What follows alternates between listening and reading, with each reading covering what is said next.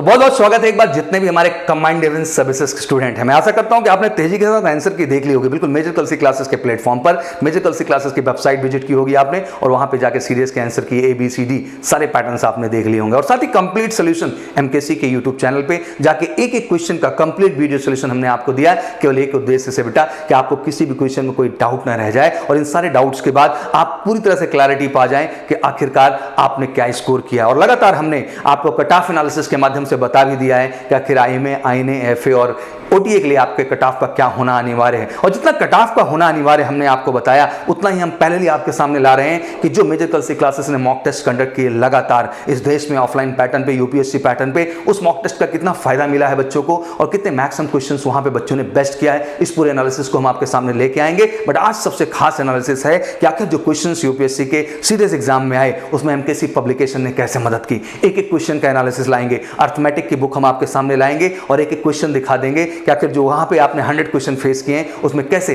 60 to 70 question MKC की book से रहे। वो एक एक क्वेश्चन का एनालिसिस आपके सामने होगा। हम आपके सामने ले आएंगे इंग्लिश का पेपर जहां आपके 120 क्वेश्चन और जो आए पूरे के पूरे वो किस तरह से MKC पब्लिकेशन के ऑब्जेक्टिव जनरल इंग्लिश के सीरीज की किताब से पूछे गए, किस तरह लैक्सकेन की हमारी वोकैब बुक से पूछे गए। एक एक क्वेश्चन हम आपको मैच करके दिखा देंगे जनरल स्टडी पार्ट पे। हर वो कॉन्सेप्ट, हर वो एग्जांपल, हर वो कनेक्ट आपको हम दिखाएंगे जिससे आपके UPSC के अंतर्गत जो क्वेश्चंस पूछे गए GS पार्ट में आप कनेक्ट कर पाएंगे कि किस तरह से क्वेश्चंस पूछे गए। जनरल साइंस का एक बड़ा रोल रहा 30 क्वेश्चन के आसपास। उन 30 क्वेश्चन का कंप्लीट एनालिसिस आपके सामने लाएंगे कि आखिर कैसे वो 30 क्वेश्चन हमारी जो जनरल साइंस की स्पेशल बुक है सीरीज की वो किस तरह से मदद की उन क्वेश्चंस पे आपकी पकड़ और मजबूत कॉन्सेप्ट को क्लियर करने के लिए। तो कंप्लीट एनालिसिस हमने कहा कि हम थोड़ा देर आते हैं पर हम दुरुस्त आते हैं और रियल एनालिसिस के साथ आते हैं और उस रियल एनालिसिस को लेके हम आपके सामने हैं। जितने भी सीरियस के बच्चे हैं देश के, I know you enough mature बच्चा, आप काफी मैच्योर हैं, चीजों को अंडरस्टैंड करते हैं। बट एक साथ में ऐड करना चाहता हूं बात कि this is a time to feel the reality. ये समय है वास्तविकता को समझने का, ये समय है रियलिटी को आपके सामने लाने का और वो रियलिटी लाने के लिए पूरा का पूरा एनालिसिस हम आपके सामने ला रहे हैं। और कह देना चाहते हैं कि 4 सितंबर अगला लक्ष्य है। कहते हैं युद्ध में जीतने के लिए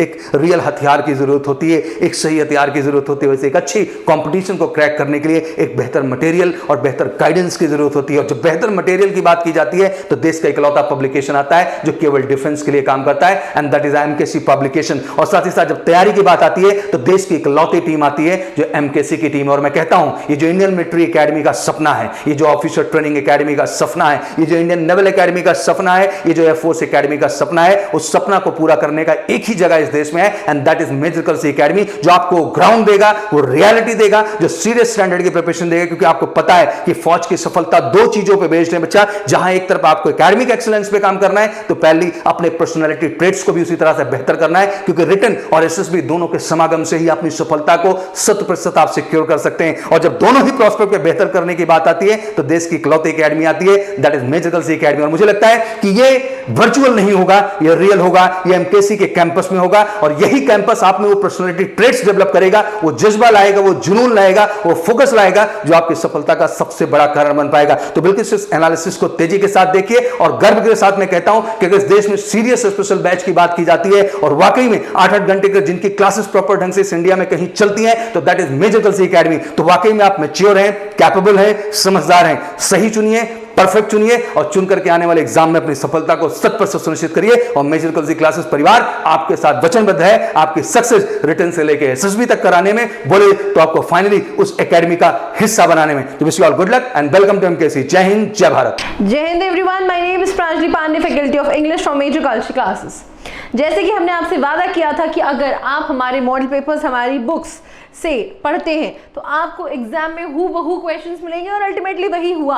अगर आपने इन्हीं बुक्स का इस्तेमाल किया है, हमारी लेक्सिकन, हमारी सीरियस ऑब्जेक्टिव इंग्लिश का इस्तेमाल किया है बच्चों, आप 90% क्वेश्चंस एग्जाम में करेक्ट अटेम्प्ट करके आए होंगे और बच्चों ने किए भी हैं, राइट, जिसका प्रूफ हम लेके आपके सामने खड़े हुए हैं।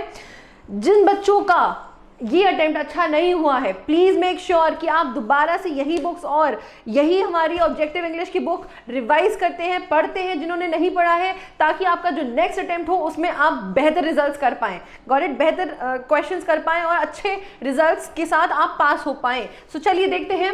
फॉर एग्जाम्पल ये सिनोनिम्स है बच्चों। ये जो क्वेश्चन दिया हुआ है ये वो क्वेश्चन है जो आपके एग्जाम में आया था, क्वेश्चन 51, आप मैच कर सकते हैं, राइट। उसके बाद ये सेट ए का क्वेश्चन, सेट सीरीज ए है तो आप उसे मैच कर लीजिए सीरीज ए में 51 क्वेश्चन। और ये जो पार्ट है ये हमारी बुक में दिया हुआ है लेक्सिकन में 256। I will show you right now. देखिए, प्लीज यूज कॉन्वर्सेशनल लैंग्वेज। अब देखिए ये वर्ड कॉन्वर्सेशनल भी है और उसका जो सिनोनिम पूछा गया है इनफॉर्मल, वो वर्ड भी दिया हुआ है, मतलब शब्द और उसका सिनोनिम। अब इससे ज्यादा आपको क्या चाहिए? Page number 25 number 256 colloquial, right, conversational और इनफॉर्मल दोनों दिया हुआ है, राइट। ये है आपकी लेक्सिकन की book. Next question, question 52, my neighbour is malicious. अभी मेलिशियस वर्ड कहाँ दिया हुआ है बच्चों? ये देखिए सिनोनिम्स में दिया हुआ है मेलिशियस, और इसी का ही जो सिनोनिम है आंसर सी, उसका भी आपको सिनोनिम मिला हुआ है उसी के जस्ट बगल में। आप देख सकते हैं क्वेश्चन आंसर कितना सीरीज में मैच हो रहा है ये सब। Next question 55, we should follow patience and forbearance. Forbearance का मतलब क्या होता है? सहनशीलता, राइट। अब क्या हो जाएगा? Constraint, encouragement, restaurant. अब ये क्वेश्चन बच्चों आपको कहाँ मिल रहा है ना? हमारा सिनोनिम क्या हो जाएगा? रेस्ट्रेंट, जिसका सिनोनिम यहाँ पे दिया है टॉलरेंस, रेजिस्टेंस, राइट। तो इन्हीं वर्ड से आप रिलेट करके आराम से रेस्ट्रेंट निकाल सकते हैं अगर आपने ये फोरबियरेंस वर्ड हमारे बुक से पढ़ा हुआ है, राइट। नेक्स्ट शब्द क्या है? हर पियरलेस मैनर्स वर अननोटिस्ड। क्वेश्चन 58, यही वर्ड हमारी बुक में दिया हुआ है, मैचलेस का सिनोनिम है। पेज ए, क्वेश्चन नंबर 891 बच्चों, 891 क्वेश्चन है, पेज नंबर 82 लेक्सिकन का, राइट। मैचलेस, उसका सिनोनिम मिल जाएगा आपको पियरलेस, राइट। तो आपको कहीं जाने की जरूरत नहीं है। अगर हम वोकैबुलरी की बात करते हैं, अगर हम ग्रामर पोर्शन की बात करते हैं, हम किसी की भी बात करें, अगर आप इन बुक से पढ़ लेते हैं, ये बुक्स मोर देन सफिशिएंट है आपको एग्जाम में सफलता दिलाने के लिए, राइट। नेक्स्ट क्वेश्चन 58, पियरलेस का क्या हो जाता है? अनइक्वल। देखिए अनइक्वल भी वर्ड आपको मिल रहा है, मतलब क्वेश्चन भी है उसका आंसर भी है। अब इससे ज्यादा आप क्या लीजिएगा? ही डिसकंटिन्यूड। अब ये एंट्रेंस पोर्शन शुरू हो जाता है। अभी तक देखा हमने सिनोनिम्स के क्वेश्चंस कैसे मैच कर रहे थे, राइट। हमने तो वो क्वेश्चंस डाले ही नहीं है जिसके ऑप्शंस भी सारे मैच कर रहे होते। अगर ऐसा होता तो पूरा पेपर यहाँ डालना पड़ जाता आपके लिए, right. He discontinued the work due to pressure। अभी discontinued वर्ड कहाँ दिया गया है बच्चे? देखिए ऑब्सोलीट, नंबर 953 देखिएगा अपनी लेक्सिकन में, discontinued वर्ड मेंशन हुआ है वहां पे, राइट। सो 61 क्वेश्चन, अब इसका आंसर क्या हो जाएगा बच्चा? सीज्ड, 61 का C. Next question 62, the teacher chided the pupil, right. Chided word कहाँ दिया है? देखिए हमारे क्वेश्चंस में दिया है, जो हमारे वर्ड्स में नहीं दिया है वो हमारे क्वेश्चंस में दिया है। अल्टीमेटली पूरी ही लेक्सिकन हमारे लिए जरूरी हो जाती है, राइट। क्वेश्चन नंबर 62, चाइडेड क्या हो जाता है? For his impertinence and the pupil, यहाँ पे क्या हो जाएगा, राइट। इसका एंट्री पूछा है तो कमेंडेड हो जाएगा, क्योंकि चाइडेड का मतलब होता है अक्यूज करना, राइट। सो सी हमारा आंसर हो जाएगा। Next question 63, I cherish your company. Cherish word दिया है 239 नंबर पे। Now come to page number 23, 239 number में चेरिश मिल रहा है आपको, पोषण करना या फिर आज्ञा पालन करना, राइट। सो एंटोनिम क्या हो जाएगा? डेप्रिकेट, इसका एंटोनिम हो जाएगा। Next question number 64, the house was full of chaos when I reached. अभी कियोस का मतलब क्या होता है? उपद्रव, कोलाहल, अशांति। सो इसका एंटोनिम क्या हो जाएगा? Order, peace, right. सो मिल रहा है आपको क्वेश्चंस, यस और नो? आप खुद डिसाइड करिए कि आपको ये वर्ड्स मिल रहे हैं कि नहीं मिल रहे हैं। इससे ज्यादा प्रूफ आपको नहीं मिल सकता। We worship celestial beings. Celestial word दिया हुआ है, जाति, धर्म या भाषा से संबंधित, एथनिक, अनअर्थली। तो इसका एंटोनिम क्या हो जाएगा? अर्थली। देखिए क्वेश्चन और इसका आंसर दोनों ही हमको मिल रहा है, celestial. Mohan is quite reticent. Reticent का मतलब क्या होता है? जो कम बोलता हो, राइट। अब इसका एंटोनिम क्या हो जाएगा? इसका एंटोनिम गैरलेस, जो बहुत ज्यादा बोलता हो। 66A, गैरलेस वर्ड भी आपकी बुक में दिया हुआ है। गैरलेस ऑल्सो एनडीए में भी एक क्वेश्चन आया है रेटिसेंट करके, we have shown you that. He was rather childish. Childish का मतलब क्या होता है? शिशु संबंधी, right. Question number 67, childish word आपको मिला हुआ है, राइट। सो आप देख सकते हैं कि कैसे कैसे आपको क्वेश्चंस मिल रहे हैं। Next, John is a magnificent person. Magnificent word दिया है जो शब्द जाल डालता हो, राइट। इसका एंटोनिम क्या हो जाएगा? टर्स हो जाएगा। नेक्स्ट, हिज क्लैंडस्टाइन अफेयर्स वर सस्पिशियस, राइट। क्लैंडस्टाइन वर्ड दिया है। क्वेश्चन नंबर 248 देखिए, पेज नंबर 24। पेज नंबर 24 में मेंशन है वर्ड क्लैंडस्टाइन, गुप्त, हिडन, गोपनीय, राइट। कॉन्स्पिशियस, जिसका हमारा एंटोनिम हो जाएगा। Next question 70। सो आप देख रहे हैं कैसे लाइन से 51 से हम लोगों को 70 तक कितने सारे क्वेश्चंस हम लोगों को मिलते चले गए हैं। Some animals live a dormant life. अब देखिए डोरमेंट मतलब सुस्त, एंटोनिम क्या हो जाएगा? Active, right. तो अगर आपको वर्ड पता है, आपको ऑप्शंस तक मिल रहे हैं सिमिलर, अब इससे ज़्यादा आप क्या एक्सपेक्ट कर सकते हैं बच्चों? So you need to understand कि आपको क्या करना है एग्जाम में। वही क्वेश्चन चाहिए जो आपने पढ़े हैं या फिर बिल्कुल फ्रेश क्वेश्चन चाहिए? अगर वही क्वेश्चन चाहिए तो आपको लेक्सिकन पढ़ना पड़ेगा, आपको एनडीए ऑब्जेक्टिव इंग्लिश MKC की पढ़नी पड़ेगी, राइट। नेक्स्ट अब देखिए नाउ वो था आपका vocabulary portion. Now we are going to show you all questions which are very similar from grammar portions, right. वही टॉपिक आपको क्लास में समझाया जाता है, वही टॉपिक हमारी बुक आपको समझा रही है और वही क्वेश्चंस आपको एग्जाम में भी मिल रहे हैं, right. Question number 2, if I am the principal of the school I would abolish all examinations. देखिए बात क्या कर रहा है हमारा rule number 8, the conditional sentences, page number 218, CDS की बुक है, राइट. सीडीएस की बुक है, page number 218, rule number 8, the conditional sentences having an imaginary condition are formed in the following way, if I were you I would forgive him, if I were you I would punish him, right. और ऐसा principal को करके हमारा जो question है, even fill in the blanks में भी बच्चों पेज नंबर 221 में first fill in the blank इधर दिया हुआ है, fill in the blank number 47, if I were the home minister. So am की जगह क्या हो जाएगा, वर हो जाएगा. एरर हमारा ए पार्ट में है. Next question number 6, LIC was found. अभी बच्चों को लगेगा कि फाउंड भी तो वर्ब की थर्ड फॉर्म है, बट स्टूडेंट्स अगर फाउंड वर्ब की थर्ड फॉर्म है तो फाउंड भी एक खुद का फर्स्ट फॉर्म है वर्ब का. बच्चों ये बात आपको कौन बताएगा, ये बात आपको सिर्फ और सिर्फ ये बुक बता रही है. और पेज नंबर 246 में नंबर 53 जिसमें फाउंड वर्ब की फर्स्ट फॉर्म दी हुई है, राइट. बाकी फाउंड का क्या हो जाएगा, फाउंडेड. फाउंडेड मतलब नींव रखना. सो यहाँ पे वॉज के बाद फाउंड नहीं आना था, हमें फाइंड मतलब ढूंढने का हमें वर्ब का थर्ड फॉर्म नहीं लगाना था, नींव रखने का वर्ब का थर्ड फॉर्म चाहिए था, तो वो फाउंडेड और फाउंडेड मिल जाएगा, राइट. अब जिन बच्चों को ये पता था, जिन बच्चों ने ये बुक पढ़ी थी, वो क्वेश्चन सही अटेम्प्ट करके आए होंगे. एरर हमारा ए पार्ट में है.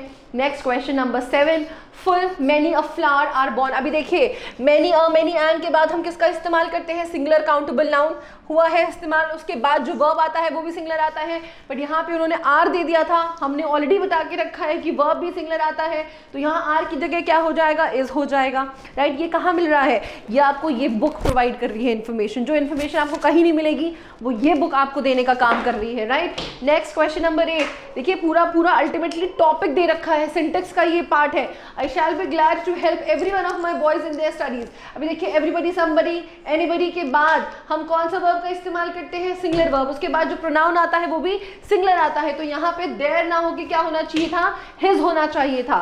नेक्स्ट अब ये फिल इन द ब्लैंक से बच्चों सिमिलैरिटी शो कर रहे हैं हम. 15 years डैश एलिजाबेथ लेफ्ट. अभी देखिए अगो, बिफोर, सिंस या बिहाइंड, यहाँ पे क्या लगेगा, अगो. अगो का इस्तेमाल, बिफोर का इस्तेमाल हम ऑलरेडी आपको यहाँ मेंशन कर चुके हैं, हमारी बुक में मेंशन कर चुके हैं, राइट. पेज नंबर 107 हम ऑलरेडी इसमें मेंशन कर चुके हैं हम. द गवर्नमेंट हैज, अभी ये प्रेजेंट परफेक्ट, प्रेजेंट परफेक्ट में कौन सा टेंस लगता है, वर्ब की third form, has completed, have done, has banned. So यहाँ पे भी क्या हो जाएगा, has entered. 12th B answer हो जाएगा. Next, the news is dash good to be true. Too हम इन्फिनेटिव स्ट्रक्चर में लगाते हैं जो थोड़ा सा नेगेटिव सेंस देता है, मतलब कोई चीज़ जो अत्यधिक अच्छी हो, न्यूज़ इतनी ज़्यादा सच थी कि हम उसको सच नहीं मान सकते, तो यहाँ किसका इस्तेमाल होगा, टू. और ये कौन बता रहा है, ये आपको आपकी सीडीएस की बुक बता रही है कि आपको टू का इस्तेमाल कब करना है. बहुत बच्चे यहाँ वेरी लगा के भी आएंगे जो कि गलत है. There is nothing dash than a busy life. अभी देखिए दैन के साथ हम कौन सा टर्म का इस्तेमाल करते हैं, कंपैरेटिव डिग्री का इस्तेमाल करते हैं, जो कि यहाँ पे लगेगा. There is nothing better than a busy life. So 16th D will be the answer. Next again the same question, conditional sentence, I wish I were dash, तो यहाँ पे क्या लगेगा, वर लगेगा. 17th A, I wish I were young again. So ये आपको कहाँ मिल जाएगा, ये आपको कंडीशनल सेंटेंस के पोर्शन में मिल रहा है बुक में. So basically you need to understand, exam बहुत इंपॉर्टेंट है, अटेम्प्ट भी बहुत इंपॉर्टेंट है, और अगर आप हमारी बुक्स को अटेम्प्ट करते हैं, उनको पढ़ते हैं, तो एग्जाम में आपकी जो सफलता है वो अश्योर हो जाएगी. जय Hind, thank you. Hello my dear students, CDS का जो एग्ज़ाम हुआ है ये जनरल साइंस के आपके बुक से एक क्वेश्चन आया हुआ है, देख लीजिए. और मैं इस क्वेश्चन को पेज के रूप में मैं दिखा सकता हूं कि कितना इंपॉर्टेंट बुक है ये. इसमें लिखा हुआ है the twinkling of star is due to. बिल्कुल ये क्वेश्चन जो है यहाँ पे सम एग्जाम्पल, ये एग्जाम्पल के रूप में दे रखा. पेज नंबर मैं आपको दिखा रहा हूं, page number 114.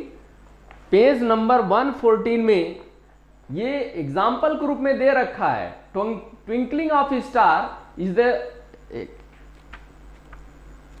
Example of, page number है 114 है, देखिए यहाँ पे बिल्कुल क्वेश्चन ये मैच किया हुआ है, अपने ही बुक से है।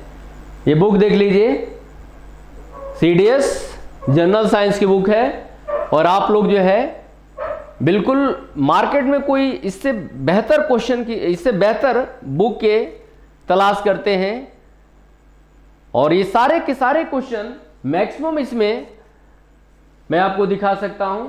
देखिए यहाँ पे 20 क्वेश्चन है, ये बिल्कुल यहाँ पे लिखा हुआ है एग्जाम्पल ग्रुप में, ट्विंकलिंग ऑफ ए स्टार। देखिए बुक है ये, जो भी स्टूडेंट पढ़ा होगा इस क्वेश्चन को किया होगा। चलिए sir next question, convex lens. देखिए यहाँ पे ये क्वेश्चन है 23, बिल्कुल ये भी आया हुआ है, मैं दिखा रहा हूं 23 पेज 117 का है, पेज 117 का है, बिल्कुल एक ही पन्ने से आया हुआ है। बिल्कुल यहां पे देखिए कवर मैंने किया है, कवर किया है, ये क्वेश्चन है बुक का, और बिल्कुल ये कवर किया है। पढ़ाते समय भी मैंने कई बार इंडिकेट किया है कि ऐसे क्वेश्चंस आते हैं जो अपने बुक में पढ़े हैं। नेक्स्ट क्वेश्चन, नेक्स्ट क्वेश्चन, चलिए अब देखते हैं यहां पे क्वेश्चन नंबर फर्स्ट, मैग्निफिकेशन। मैंने कई बार बताया है कि मैग्निफिकेशन अगर पॉजिटिव में है तो वर्चुअल इमेज होता है, इरेक्ट होता है, अगर +2 है तो 2 टाइम्स लार्जर होता है। यहां पे देखिए अपने बुक में क्वेश्चन जो दे रखा है, अपने बुक का जो क्वेश्चन है, ये क्वेश्चन नंबर 1 है, पेज 112 है, 112 है, 112 देखिए यहां पे 112। देखिए मैंने इन सब के सर्किल किया है कि अगर m की वैल्यू चाहे वो लेंस हो चाहे मिरर हो, अगर पॉजिटिव में है तो ये इंडिकेट करता है कि इमेज कैसा बनेगा, वर्चुअल बनेगा, इरेक्ट बनेगा। अगर m की वैल्यू +2 है तो 2 टाइम्स लार्जर होगा। तो बिल्कुल जो है अपने बुक का ही क्वेश्चन है, ये अपने बुक का ही क्वेश्चन है। चलिए नेक्स्ट क्वेश्चन, नेक्स्ट क्वेश्चन, चलिए ये तो बिल्कुल methanoic acid is naturally found in, ये आपसे पूछा गया है। नेक्स्ट क्वेश्चन देखिए यहां पे 9 क्वेश्चन है, पेज नंबर 175, 175, 175 देखिए ये 175 में मैंने सर्किल किया, देख लीजिए बिल्कुल वही क्वेश्चन है, क्वेश्चन बैंक का क्वेश्चन है ये 175। आपसे पूछा गया कि methanoic acid normally found in and sting. तो मेथेनोइक एसिड को ही हम लोग क्या बोलते हैं, फॉर्मिक एसिड भी बोलते हैं, फॉर्मिक एसिड। नेक्स्ट क्वेश्चन, और देखिए सीडीएस का ही जनरल साइंस का बुक है। नेक्स्ट क्वेश्चन देखिए, ये भी क्वेश्चन जो है हम लोग अपने बुक से है, कह रहा है कि डिजीज रिकेट्स। देखिए यहां पर क्वेश्चन नंबर 18, पेज है 250, इसको भी मैं दिखा रहा हूं 250। देखिए 250 मैंने एक क्वेश्चन को इनसर्किल किया है, इनसर्किल किया है, देख लीजिए इस क्वेश्चन को इनसर्किल किया है। आपसे पूछा गया कि डेफिशिएंसी रिकेट डिजीज किसके डेफिशिएंसी से होता है, विटामिन डी के डेफिशिएंसी से होता है। याद रखिए एक बुक है अपने यहाँ की सीडीएस की जनरल साइंस की बुक है। नेक्स्ट क्वेश्चन सर, आपसे पूछा गया कि which of the moles of oxygen used complete combustion of 1 moles of glucose.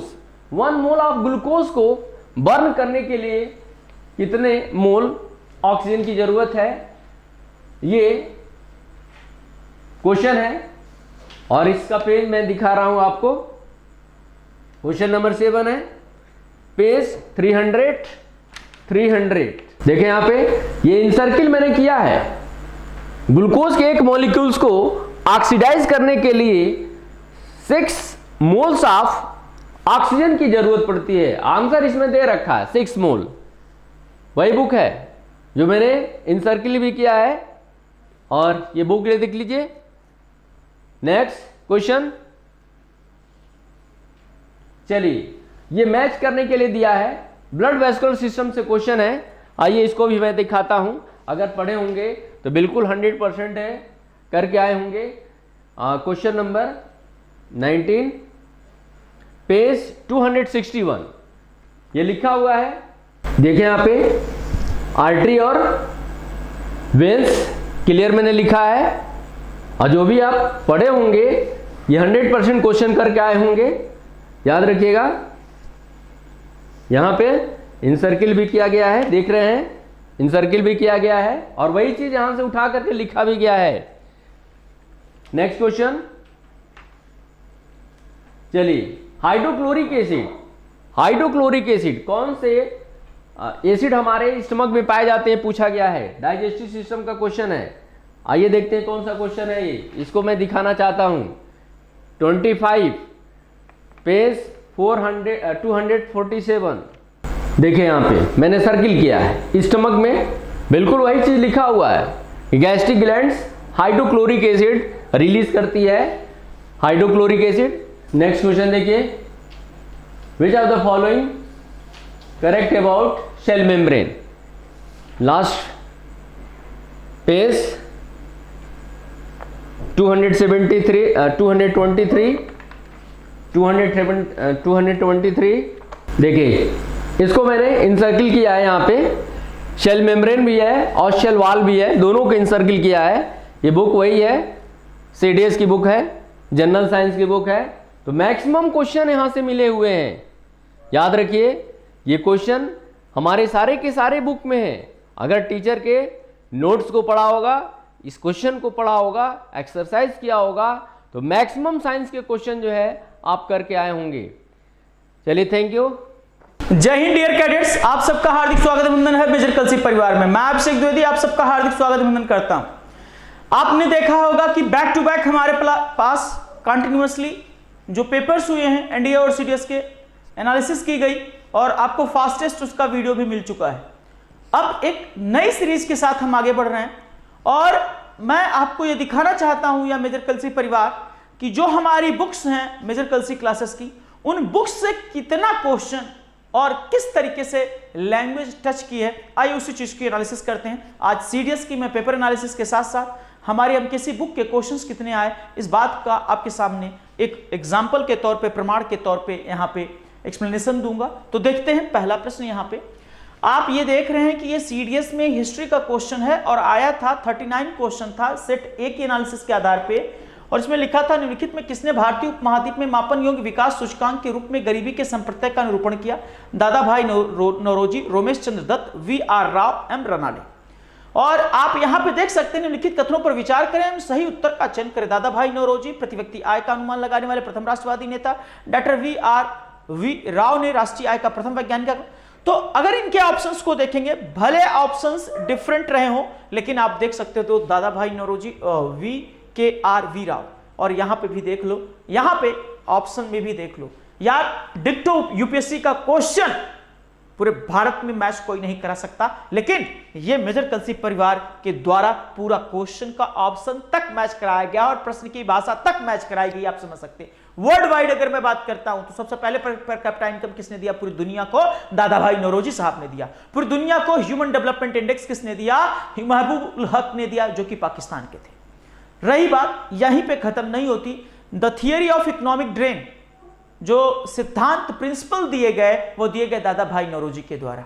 जब उन्होंने देखा कि अंग्रेज किस तरीके से भारतीय धन को अपने देश में ले जा रहे हैं, यहां पे कोई प्रॉपर इन्वेस्टमेंट नहीं कर रहे हैं, किसी भविष्य के कारखाने का निर्माण नहीं कर रहे हैं, और यहां के जो धन है उसका वेल्थ का ड्रेनेज हो रहा है, ठीक है। तो उसी पर आधारित उन्होंने एक किताब लिखी थी, the theory of economic drain.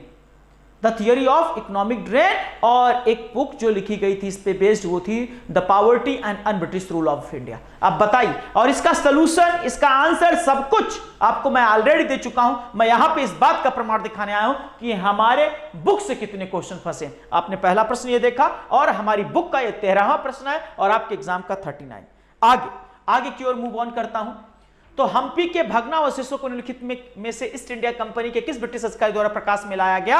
और आप देख सकते हैं हम्पी विजयनगर के भग्नावशेष किसके द्वारा 1800 में प्रकाश में लाए गए, और सीडीएस 2014 का प्रश्न है। और यहां पे आप देख सकते हैं colonel Colin Mackenzie, colonel Colin Mackenzie will be the right answer. James Prinsep ने अशोक के शिलालेखों को पढ़ा था सफलतापूर्वक, जेम्स प्रिंसप 1837 में। हालांकि पढ़ने का प्रयास जो किया था टीफे फैंथलर ने किया था 1750 में। विलियम जोन्स ने एशियाटिक सोसाइटी की स्थापना करी थी बंगाल में। ठीक है, अब बताइए इससे बेहतर कंटेंट, इससे बेहतर किताब कहां मिलेगी पूरे भारत में आपको? आप देख सकते हैं प्रमाणिकता के तौर पे, क्योंकि इंडिया में एक चलन बन चुका है हर चीज का प्रमाण। मैं आपको प्रश्न दिखा रहा हूं और इसका प्रॉपर एक्सप्लेनेशन, इसका सॉल्यूशन, प्रीवियस ईयर का क्वेश्चन, एक्सरसाइज, थियरी सब मेजर कलसी के बुक में मिलेगी आपको। आगे क्वेश्चन की ओर मूव ऑन करते हैं। निम्नलिखित घटनाओं को सबसे प्रारंभ में शुरू करने वाले कार्यक्रम: अहमदाबाद मिल हड़ताल, चंपारण सत्याग्रह, सत्याग्रह सभा का स्थापना, जलियांवाला बाग हत्याकांड। अब यहां पे देखें, चंपारण, अहमदाबाद मिल, खेड़ा सत्याग्रह। यार डिक्टो प्रश्न। अब आप समझिए जलियांवाला बाग हत्याकांड 13 अप्रैल 1919 को हुआ। अब आप यहां पे क्या दिक्कत है? और अगर हम बात करते हैं चंपारण मूवमेंट कब हुआ? चंपारण मूवमेंट 1917 में हुआ। किसने प्रारंभ किया था? राजकुमार शुक्ला ने। कहां से? बिहार के चंपारण जिले से।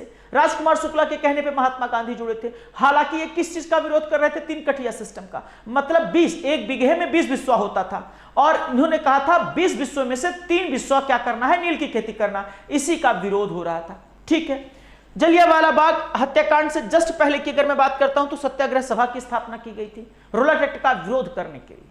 जलियांवाला बाग हत्याकांड क्यों हुआ? सैफुद्दीन किचलू और सत्यपाल मलिक की गिरफ्तारी के विरोध में लोग इकट्ठा हुए थे। 13 अप्रैल 1919 का ही डेट क्यों चुने? क्योंकि वो विरोध कर रहे थे, और 13 अप्रैल 1919 को वैसाखी का फेस्टिवल भी मनाया जाता है भारत में। क्यों? क्योंकि 13 अप्रैल 1699 को गुरु गोविंद सिंह ने खालसा पंथ की स्थापना करी। ऐसा पूरे भारत में कहीं मिलेगा क्या यार? ये ऑप्शंस आप देख सकते हैं कि जो प्रश्न है यहां पे उनके ऑप्शंस डिक्टो हमारी किताब से, क्वेश्चन नंबर 15 और यहां पे 69। अब आगे चलते हैं, देखते जाइएगा आप बस। कांग्रेस का लखनऊ अधिवेशन, कांग्रेस लीग समझौता और होम रूल लीग का बनना। आप जानते हैं कि कांग्रेस का लखनऊ अधिवेशन, कांग्रेस की लीग की समझौता, होम रूल लीग। आपको सबको पता है कि आईएनसी जो सेशंस है वो काफी इंपॉर्टेंट है, और आईएनसी सेशन से बेहतर क्वेश्चन आपको मैंने कराए भी थे। ऑफलाइन क्लासेस में मैंने आपको बताया था कि आईएनसी 1885, 86, 87, 88 तो रट डालो, फिर 1896 वाला, 1911, 1920, 1924, 1924 वाला भी बताया था आपको क्यों याद करना है। क्यों? क्योंकि याद रखने का कारण एक बताया था बच्चा, क्योंकि पहली बार महात्मा गांधी का ये आईएनसी के अध्यक्ष के तौर पे था और अंतिम था, और बेलगांव कर्नाटका में हुआ था। 1917 का मैंने बताया था कि पहली बार कोई महिला आईएनसी की प्रेसिडेंट बनी, ठीक है, श्रीमती एनी बेसेंट। 1925 का बताया था कि पहली भारतीय महिला प्रेसिडेंट बनी आईएनसी की, कौन? श्रीमती सरोजिनी नायडू। सब बताए थे कि नहीं बेटा? बताओ। 1929 का, 1931 का, 1946 का सारे आईएनसी सेशंस आपको बताए थे। 1941 से 45 के बीच में कोई आईएनसी सेशन नहीं हुआ due to second world war, ये भी बात बताए थे। अब देखो वहीं से प्रश्न फंस गया। आपको पता होना चाहिए कि 1905 का आईएनसी सेशन जो हुआ था बनारस में हुआ था, ठीक है। फिर 1906, और आपको बताया था 1907 में सूरत में अधिवेशन हुआ था, जिसमें कांग्रेस 2 भागों में बट गई थी। सूरत के अधिवेशन में गरम दल, नरम दल। गरम दल चाहता था कि हम अपने किसी न किसी तरीके से, किसी न किसी एजेंडे से भारत की आजादी का रास्ता साफ करेंगे, लेकिन जो नरम दल था वो चाहता था कि संवैधानिक तरीकों को ही अपनाएंगे। बाद में ये दोनों दल एक साथ हो गए, और मुस्लिम लीग ने भी सपोर्ट कर दिया आईएनसी का 1916 के लखनऊ अधिवेशन में, जिसे लखनऊ पैक्ट कहा जाता है।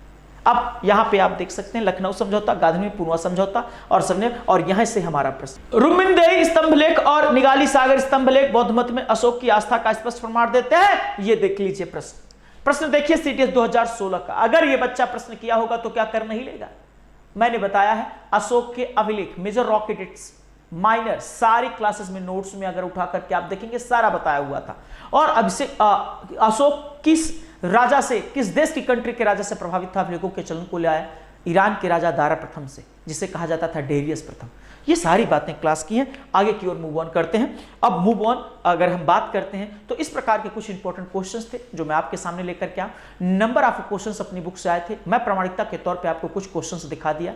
इसी तरीके से मेजर कलसी परिवार के साथ आप, मेरे कहने का ऑब्जेक्टिव उद्देश्य इतना है कि जो मेजर कलसी परिवार के द्वारा सॉल्यूशंस दिए गए उन सॉल्यूशन में इन क्वेश्चंस को देखेंगे और हमारी बुक से देखेंगे तो आपको लगेगा कि यार हाँ, इस बार सीडीएस के क्वेश्चंस काफी प्रीवियस ईयर के डिक्टो तो नहीं, कुछ भाषा थोड़ी सी ऑप्शंस को बदल करके रख लिया गया था। तो इसीलिए मैं कहता हूं कि आप बुक पढ़िए, पहले थियरी पढ़िए, थियरी हम लोग क्लास में कराते हैं, थियरी के बाद हम उस क्वेश्चंस के रिलेटेड प्रैक्टिस कराते हैं, फिर कुछ असाइनमेंट देते हैं, फिर इसके बाद हम लोग क्या करते हैं, प्रीवियस ईयर के क्वेश्चन को सोचो।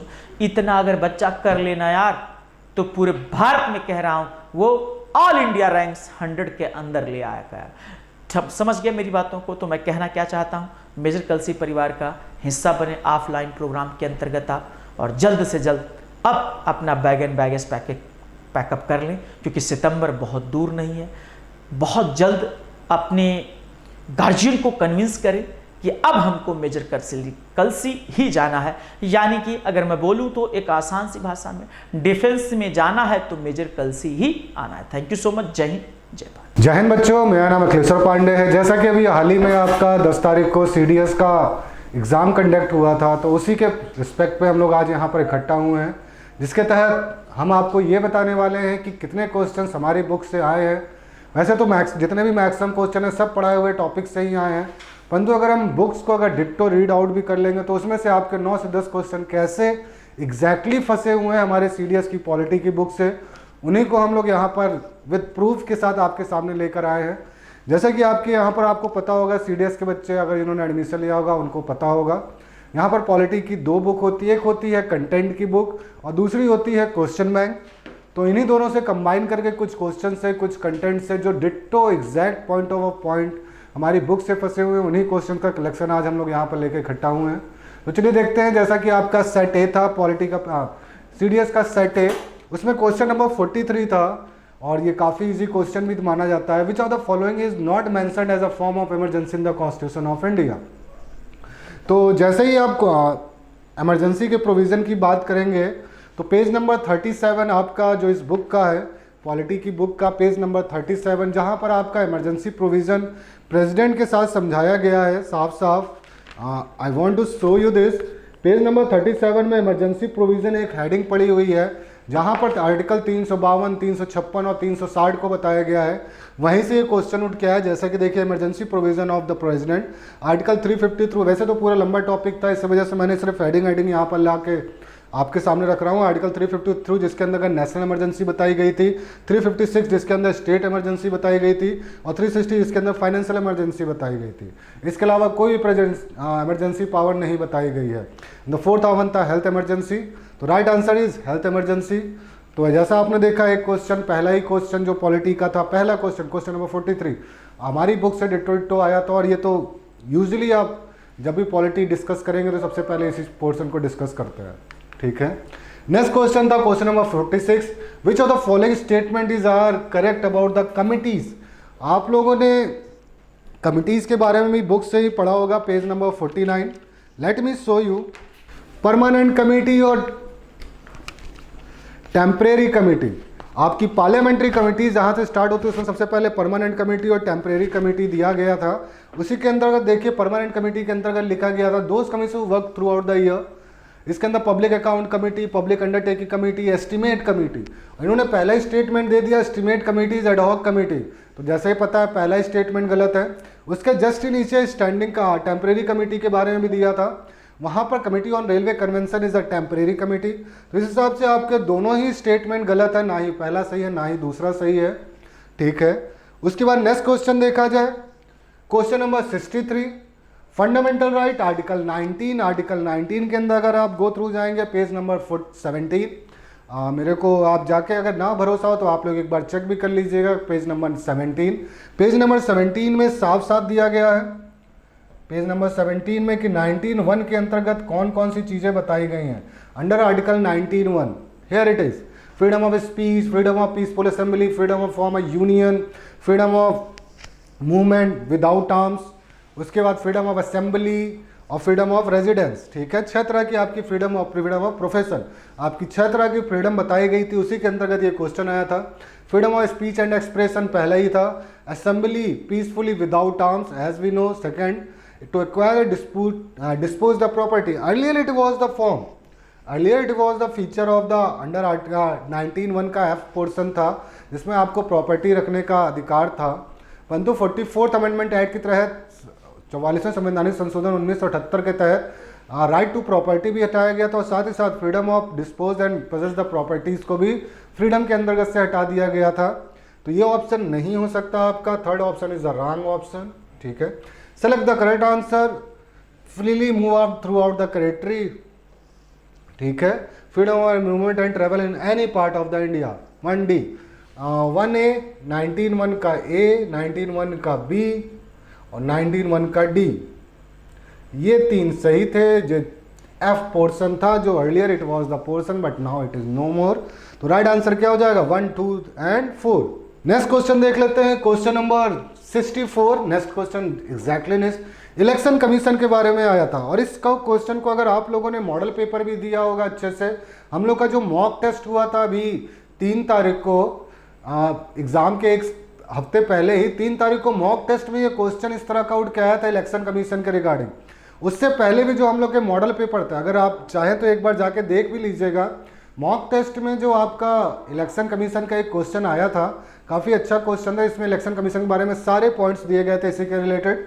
मॉक टेस्ट में भी आपको इसका एक क्वेश्चन मिला था। मॉडल पेपर भी अगर आपने किए होंगे CDS के रिगार्डिंग, जो मॉडल पेपर यहाँ पर अपलोड किए जाते हैं यूट्यूब में, उसमें भी इलेक्शन कमीशन का इसी तरह का एक क्वेश्चन दिया गया था। और हमारी बुक का भी पेज नंबर, अगर आप let me check the page number 74, page number 74 of the book, वहाँ पर आपको इलेक्शन कमीशन के बारे में पूरा इस तरह की डिटेल वाइज में पॉइंट वाइज देखने को मिल जाएगा कि किसके किसके इलेक्शन में पार्टिसिपेट करता है। इसी तरह का आपका पहला ही ऑप्शन था। दूसरा ऑप्शन था election commission there will be chief election commissioner and appointment of chief election commissioner made by the president of India, appointed by the President of India. An election commissioner can be removed from his office without the recommendation of the Chief Election Commissioner. Yeah, it can be removed by the process of impeachment. Another election commissioner can be removed on the basis of same recommendation. Chief Election Commission को भी सीधा से हटाया जा सकता है। Governor of State is not controversially, ये option भी सही कौन सा पूछा है, नॉट करेक्ट। ठीक है, तो ये भी ऑप्शन सही है। राइट आंसर क्या हो जाएगा, B1 election commission can be remove from his office. अच्छा, ये तो सही स्टेटमेंट है। राइट ऑप्शन, लॉन्ग ऑप्शन ये होगा, सॉरी रॉन्ग ऑप्शन और सही आंसर। रॉन्ग ऑप्शन पूछा था, रॉन्ग ऑप्शन क्या हो जाएगा, गवर्नर को किसी तरह से भी किसी या फिर गवर्नर ऑफ स्टेट का किसी तरह का कोई इंटरफेरेंस नहीं चाहिए चीफ इलेक्शन कमिश्नर के लिए। ठीक है, स्टेट इलेक्शन कमीशन की बात करें, आर्टिकल 324 के अंतर्गत ही स्टेट इलेक्शन कमिश्नर का अपॉइंटमेंट किया जाता है, तो वो गवर्नर के द्वारा किया जाता है। उसके बाद जो आपका नेक्स्ट क्वेश्चन था, question number 75, according to the constitution of India which of the following statement is not correct. और जिस तरह से हम लोगों ने मॉक टेस्ट का डिस्कशन किया था, उस टाइम में मैंने इस चीज़ को आपको साफ साफ बताया था कि पेपर में जाने से पहले इस चीज़ का जरूर फोकस कीजिएगा, करेक्ट पूछा या नॉट करेक्ट पूछा। जैसा कि आपको पता ही है, सर ने सौरभ सर ने इसकी एनालिसिस की थी, जिस हिसाब से हम लोगों ने टीचरों ने बताया भी था, आपको पता भी चल चुका होगा। आपका politics paper easy to moderate आया था, नॉट दैट मच डिफिकल्ट। इसमें से 1-2 क्वेश्चन ऐसे थे जो काफ़ी टफ थे, जो अनहर्ड थे। बाकी मैक्सिमम क्वेश्चन सब पढ़ाए हुए यहाँ के। कुछ टॉपिक ऐसे हैं जो आपकी बुक से डिट्टो आ गए, कुछ तो ऐसे हैं जो टीचर्स ने यहाँ पर नोट्स बनवाए हैं और जिस तरह से क्वेश्चन डिस्कस कराए हैं उनमें से आ गए हैं। जैसे कि उनमें से एक अगला क्वेश्चन ये भी है जो आपके क्वेश्चन बैंक से आया हुआ है, बुक की क्वेश्चन बैंक से आया हुआ है। Which of the following statement is not correct, the executive power of the election shall be vested in the president, parliament by law, president of India is elected by the, ये right option है, देख लीजिए ध्यान से सुनिएगा। इसने इन्होंने कहा क्या है, all the member of state legislative assembly. इसी तरह का आपका पेज नंबर 198 में अगर आप जाएंगे क्वेश्चन नंबर 3 की तरफ, तो वहाँ पर साफ साफ लिखा गया है कि प्रेसिडेंट की इलेक्टोरल असेंबली में कौन कौन पार्टिसिपेट करते हैं। Only the elected member of Lok Sabha, Rajya Sabha and legislative assemblies. Lok Sabha, Rajya Sabha और राज्य की विधानसभा, राज्य एवं केंद्र शासित विधानसभाओं के निर्वाचित सदस्य इससे पार्टिसिपेट करते हैं, मगर इन्होंने कहा था ऑल मेंबर। ठीक है, जिस हिसाब से ये क्वेश्चन, मतलब ये ऑप्शन गलत हो जाता है और राइट आंसर हो जाता है। ठीक है, आई होप यहाँ तक के क्वेश्चन तो आप लोगों ने भी सही किए ही होंगे। उसके अलावा नेक्स्ट क्वेश्चन है question number 76, which of the following article of the constitution of India requires the prime minister of India to furnish information. इसी से रिलेटेड एक क्वेश्चन है जो आपकी बुक से अगर आपने इस क्वेश्चन को किया होगा तो प्राइम मिनिस्टर से रिलेटेड जितनी भी इंफॉर्मेशन है सारी इस क्वेश्चन के अंदर गिरी गई थी।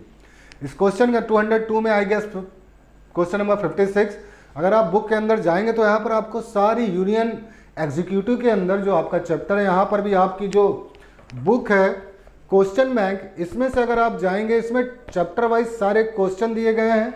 अगर हम इस बुक से जाएंगे तो इसमें पूरा कंटेंट दिया गया है। इट्स अ ग्रेट बुक, आपको एक बार जरूर, अगर आप सीडीएस की तैयारी कर रहे हैं तो एक बार जरूर इनसे गो थ्रू होके जाइए। आई कैन एश्योर कि आपके मैक्सिमम क्वेश्चन आप इसको अटेम्प्ट कर लेंगे, ठीक है। उसी के अंतर्गत ये इंफॉर्मेशन दी गई थी आर्टिकल 78 के अंतर्गत, he provide the information regarding the cabinet decision, he provide information regarding all the legislative proposal and matter to the union in absence of president. तो वही है, काउंसिल ऑफ मिनिस्टर की जितनी भी इंफॉर्मेशन है वो प्रेसिडेंट तक कौन पहुंचाने का काम करता है? Prime minister. Prime minister just like a manager of the company, एक मैनेजर होता है कंपनी का जिसके अधीन सारे एम्प्लॉयज होते हैं, परंतु मैनेजर खुद डायरेक्टर के अधीन होता है। सेम चीज president is just like a director and prime minister is just like a manager, जो सारी इंफॉर्मेशन डायरेक्टर तक पहुंचाता है। तो इस हिसाब से आपका आर्टिकल 78 में, वैसे भी आप इसको आसानी से गेस कर सकते थे, article 74 to 78 deal with the council of minister and prime minister, ठीक है। इसमें से आर्टिकल 74 में उसकी पोस्ट के बारे में बताया गया है, 75 में उसके अपॉइंटमेंट के बारे में बताया गया है, 76 में बताया गया है अटॉर्नी जनरल ऑफ इंडिया, 77 में बताया गया है जितने भी बिजनेस है वो कौन कंडक्ट करेगा, prime minister and council of minister, और 78 में बताया गया है कि काउंसिल ऑफ मिनिस्टर और जिसकी जितनी भी इंफॉर्मेशन है, डिसीजन है, वो सारी इंफॉर्मेशन प्रेसिडेंट तक कौन पहुंचाएगा? Prime minister. So the article 78 is the right answer. Next question देखा जाए, which one of the following statement is not correct. इसमें साफ साफ आपकी बुक में अगर आप गो थ्रू करेंगे, लेट मी शो यू, हाँ पेज नंबर 42, यहाँ पर साफ साफ लिखा, by the constitution amendment act the strength of the minister have been limited to the extent of, इतनी लिमिट कर दी गई है 15%, 15% फिक्स कर दी गई है। और यहाँ पर आपने साफ साफ एक ऑप्शन देखा होगा, the total number of the minister in the council of minister can not exceed 10%, और इसने नॉट करेक्ट पूछा तो राइट आंसर क्या हो जाएगा? C1। देखिए यूपीएससी के क्वेश्चन को हम ऐसे तो नहीं कह सकते हैं कि डिट्टो बुक से उठ के आ गए, बट हाँ यूपीएससी कोशिश ये करता है कि वो कई सारे टॉपिक को कंबाइन करके एक क्वेश्चन बनाने की कोशिश करता है। तो हम लोग एक एक चीज़ों को तो सही नहीं जान सकते, परंतु हम लोग को ये चीज़ें पता होती हैं कि हमको किस तरह के टॉपिक को इनिशिएट करना और कौन कौन सी चीज़ों को एग्जैक्टली फॉर्म में पढ़ना है, जिससे कि यूपीएससी अगर कंबाइन भी करेगा तो वो इन क्वेश्चन से बाहर नहीं जा सकता है। उसी को मद्देनजर रखते हुए यहाँ की बुक बनाई गई और यहाँ के क्वेश्चन बैंक्स बनाए गए हैं, क्योंकि यूपी अगर डिट्टो क्वेश्चन हम दे देंगे तो we are just cheating the UPSC. मगर हम यूपीएससी के दिमाग को रीड आउट नहीं कर सकते, परंतु हम लोग इतना समझ सकते हैं कि कौन कौन से क्वेश्चन आपके एग्जाम पॉइंट ऑफ व्यू से इंपॉर्टेंट है, कौन कौन से कंटेंट आपके एग्जाम पॉइंट ऑफ व्यू से इंपॉर्टेंट है, जिनको कंबाइन करके चैप्टर वाइज बुक बनाई जाती है। अगर उन्हीं कंटेंट को as you can see consolidated करके पॉलिटी के पूरे लेक्चर को इतने शॉर्ट फॉर्म में बनाया गया है, इसके बावजूद यहाँ से आपको 19 में से 15 से 16 क्वेश्चन अगर मिल जाते हैं, दैट्स नॉट बैड। आपको 17 to 80%, और जहाँ पर अगर हम क्वेश्चंस की बात करें तो हम क्वेश्चन पे इसलिए ज़्यादा फोकस करते हैं ताकि आपकी इतनी प्रैक्टिस होगी उतना ज़्यादा आप अच्छे से परफॉर्म कर सकते हो। It's all about the practice, practice makes a man perfect as we know, ठीक है। उसी के मद्देनज़र यहाँ पर जो बुक्स प्रोवाइड कराई जाती है, तो जैसा हमने देखा है एक डिट्टो ही क्वेश्चन उठ के आ गया, यहाँ पर 15% लिखा है, यहाँ पर 10% लिखा है, उन्होंने नॉट करेक्ट पूछा तो वी कैन टेल कि right third option is the right option, ठीक है। उसके बाद नेक्स्ट क्वेश्चन की तरफ चलते हैं। Union legislature, speaker of the Lok Sabha, अगर फिर से आपने अगर मॉक टेस्ट दिया होगा, यहाँ का सीडीएस के जो 2 मॉक टेस्ट कंडक्ट कराए गए थे, हर वीक करवाए जाते थे, अगर आपने उस मॉक टेस्ट में इन्वॉल्व हुए होंगे, उसके अलावा अगर आपने यहाँ के मॉडल पेपर को सही तरीके से देखा होगा तो आपको ये क्वेश्चन भी वहीं पे मिल जाता, ठीक है, कि स्पीकर, लोकसभा स्पीकर के बारे में देख लो। द स्पीकर ऑफ लोकसभा में resign his office by writing address to the deputy speaker of the Lok Sabha, और यहाँ पर क्या लिखा है, he may at any time resign by writing his resignation to the president of India. और आपने एक चीज़ और ध्यान दी होगी, ये पेपर हमारे इंस्टीट्यूट के बच्चे का जिसने मैक्सिमम क्वेश्चन इसी तरह से सही लगाए हुए हैं, जहाँ पर उसने छोटी छोटी चीज़ों को पकड़ा है, जहाँ पर उसने इस तरह से प्रैक्टिस की होगी तो वो तुरंत बता सकता है कि यहाँ पर गलत क्या है, क्योंकि यहाँ पर फिर से नॉट करेक्ट पूछा है, वो पढ़ के तुरंत बता सकता है। मे बी वो ही डोंट नो, मे बी आप यहाँ पर सारे ऑप्शन जानते हो कि सही है कि नहीं सही है, परंतु आप इस चीज़ को जरूर बता सकते हैं कि ये ऑप्शन तो जरूर गलत होगा। इन्होंने गलत ही ऑप्शन पूछा था, that is the president of India, नहीं deputy speaker of the Lok Sabha. ठीक है, नेक्स्ट क्वेश्चन आपका ये हिस्ट्री का क्वेश्चन भी कंसीडर होता है और कई बार पॉलिटी में भी कंसीडर होता है। Source of the Indian constitution, ठीक है, पहला चैप्टर, जिसको हम लोग हिस्टोरिकल डेवलपमेंट भी कहते हैं। The provision for the separate electorate for Muslim Minto model reform, ठीक है, मॉडल मिंटो कॉमनल इलेक्शन। जैसा कि आपने अगर इस तरह के, और ये भी क्वेश्चन फिर से मैं कह रहा हूँ मॉडल पेपर और उसमें दिया गया था, अगर आप इस चीज़ को सही से ध्यान दें तो इस बार के इतने भी मॉक टेस्ट बनाए गए थे उनमें से मैक्सिमम क्वेश्चन आए हुए हैं। It's a kind of great, आप कह सकते हो कि यहाँ से एक तरह की एनालिसिस जो की गई थी, प्रेडिक्शन किए गए थे, उसमें से बहुत से क्वेश्चन इसी तरह से रखे गए थे जो आपके बच्चों के लिए बेटर हो सकते हो, इस बार के एग्जाम में आने के चांसेस ज़्यादा थे। उसी को एनालिसिस करके इस बार के मॉक टेस्ट भी बनाए गए थे और एज वी कैन सी कि मैक्सिमम क्वेश्चन आपके मॉक टेस्ट से भी आए हुए हैं और डिट्टो आपकी बुक से उठ के आया चैप्टर नंबर 1 क्वेश्चन नंबर 2। दूसरे ही क्वेश्चन में आपका पहला मिल गया था क्वेश्चन नंबर 94 कि पार्लियामेंट रिफॉर्म ही आपकी किसकी बात करता है, कम्युनल रिप्रेजेंटेशन की बात करता है। आपके दैट्स इट, ये कुछ क्वेश्चन थे जो आपकी बुक से और कंटेंट से डिट्टो उठ के आए थे, जिनको हम एक साथ कंबाइन कर सकते हैं। ऐसे तो बहुत से सारे ही क्वेश्चन लगभग बुक से उठ के आए थे, जैसे कि आपका हेबियस कॉर्पस से हो गया, आपका एक क्वेश्चन आया था to have the body of, वो भी कंटेंट से उठ के आया था डिट्टो से। उसके अलावा एक दो क्वेश्चन और थे जो कंबाइंड थे 4-5 टॉपिकों को लेकर, जिसकी वजह से अब यहाँ पर उसको इस तरह से एक कंटेंट में नहीं दिखा सकते। अगर उसको 5-6 कंटेंट को कंबाइन करके दिखाया जाए तो we can show that also. तो मैक्सिमम क्वेश्चन इन्हीं जगह से आया है और अच्छे तरीके से यहाँ की बुक्स और टीचरों ने अच्छे तरीके से काम किया, जिस वजह से आपके मैक्सिमम क्वेश्चन अटेम्प्ट किया। और यहाँ के बच्चों से जैसे हम लोगों ने एनालिसिस भी लिया, मैक्सिमम बच्चों ने 10 to 15 क्वेश्चन पॉलिटी में अच्छे से अटेम्प्ट किए हैं। So it's a kind of great achievement for us and great achievement for the management. चलिए, इसी के साथ आपके ये क्वेश्चन की एनालिसिस थी जो हम आज यहाँ पर लेके आए थे, जो आपके पॉलिटिक्स क्वेश्चन में आए थे। आई होप आपने इसको अच्छे से देखा हो और आपका पेपर अच्छा गया हो। जय हिंद बच्चों। जय हिंद बच्चों, मैं Vijay Maurya, faculty of mathematics. आज मैं आपसे बात करने वाला हूं कि जो आपका सीडीएस का एग्जाम हुआ, सीडीएस के एग्जाम में जो मैथ का पेपर हुआ, जिसका रोल आईएमए, एएफए और आईएनए में था, उसकी बात मैं करता हूं। तो आप जान लीजिए कि वहां पर जो आपका मेरिट बनती है, जब मेरिट की बात करने लगते हैं तो जो आपका इंग्लिश होता है, जीके होता है, नो डाउट वो एक अच्छा स्कोर करके आए होंगे आप, और उसके भी क्वेश्चन हमारे लोग टीम के लोगों ने बताया है जिसको आप जानते हैं। लेकिन जब पर्टिकुलर मैं मैथ, एलिमेंट्री मैथ की बात कर रहा हूं, तो आप जान लीजिए कि एलिमेंट्री मैथ का जितना मैक्सिमम क्वेश्चन आप कर सकते हैं वो आपको मेरिट में लाता है। और जो आपके क्वेश्चन आए हुए हैं 100 क्वेश्चन में लगभग 50% क्वेश्चन, यानी आप यूं कह सकते हो कि 50 क्वेश्चन जो आए हैं वो हमारे सीडीएस की बुक से आए हुए हैं। और आज मैं आपको उन्हीं क्वेश्चन को दिखाने जा रहा हूं जो हमारे सीडीएस की बुक से आए हुए हैं। और साथ ही साथ एक चीज मैं और आपको बता दूं, अगर मेरे यहाँ कोई बच्चा एयरफोर्स की भी तैयारी कर रखा है तो मैं बता दूं इस बुक से भी हमारे 17 क्वेश्चन आए हुए हैं, जो मैं बीच बीच में आपको दिखाता जाऊंगा और बताता भी जाऊंगा कि कौन सी बुक से मेरे क्वेश्चन आए हुए हैं। चलिए हम चलते हैं आगे आपको दिखाते हैं। देखिए पहला क्वेश्चन जो आपका आया हुआ है, पहला क्वेश्चन है, देखिए a farmland is in the shape of rhombus. यहाँ पर क्वेश्चन आप देख ही रहे हैं। इस क्वेश्चन को अगर मैं बात करता हूँ तो इसमें देखिए पेरीमीटर दिया हुआ है, और पेरीमीटर के साथ साथ अगर मैं बात करता हूं तो यहाँ पर देखिए, यहाँ पर दूसरा हमारी बुक में जो दिया हुआ क्वेश्चन उसमें भी पेरीमीटर है। यहाँ पर देखिए पेरीमीटर दिया है, ये भी 100 मीटर, यहाँ पर भी पेरीमीटर आपका 40 मीटर, केवल डिजिट चेंज है। यूं कह सकते हैं कि क्वेश्चन सेम है, बस क्या है, डिजिट आपकी चेंज है। यहाँ पर एक डायगोनल दिया हुआ है, यहाँ पर भी एक डायगोनल दिया हुआ है। अब अंतर क्या है, क्या दिख रहा है अंतर आपको कुछ नहीं दिख रहा है। सेम फार्मूला है, यानी पेरीमीटर दिया है, डायगोनल दिया है तो दूसरा डायगोनल मिल जाता है, और दूसरा डायगोनल मिल जाता है तो क्या कर लेते हैं हम लोग, एरिया भी फाइंड कर लेते हैं। इस टाइप से आप देखे होंगे कि आपका क्वेश्चन नंबर 2 जो आया हुआ है हमारी बुक का 42 नंबर का क्वेश्चन है। ठीक है, आइए हम अगले क्वेश्चन चलते हैं। नेक्स्ट क्वेश्चन आपके सामने है। आपका नेक्स्ट क्वेश्चन जरा देखिएगा, a spherical ball of lead 6 centimetre in diameter is melted and recast into 3 spherical balls. और the diameter of the balls are 2 cm, 4 cm and 8 cm.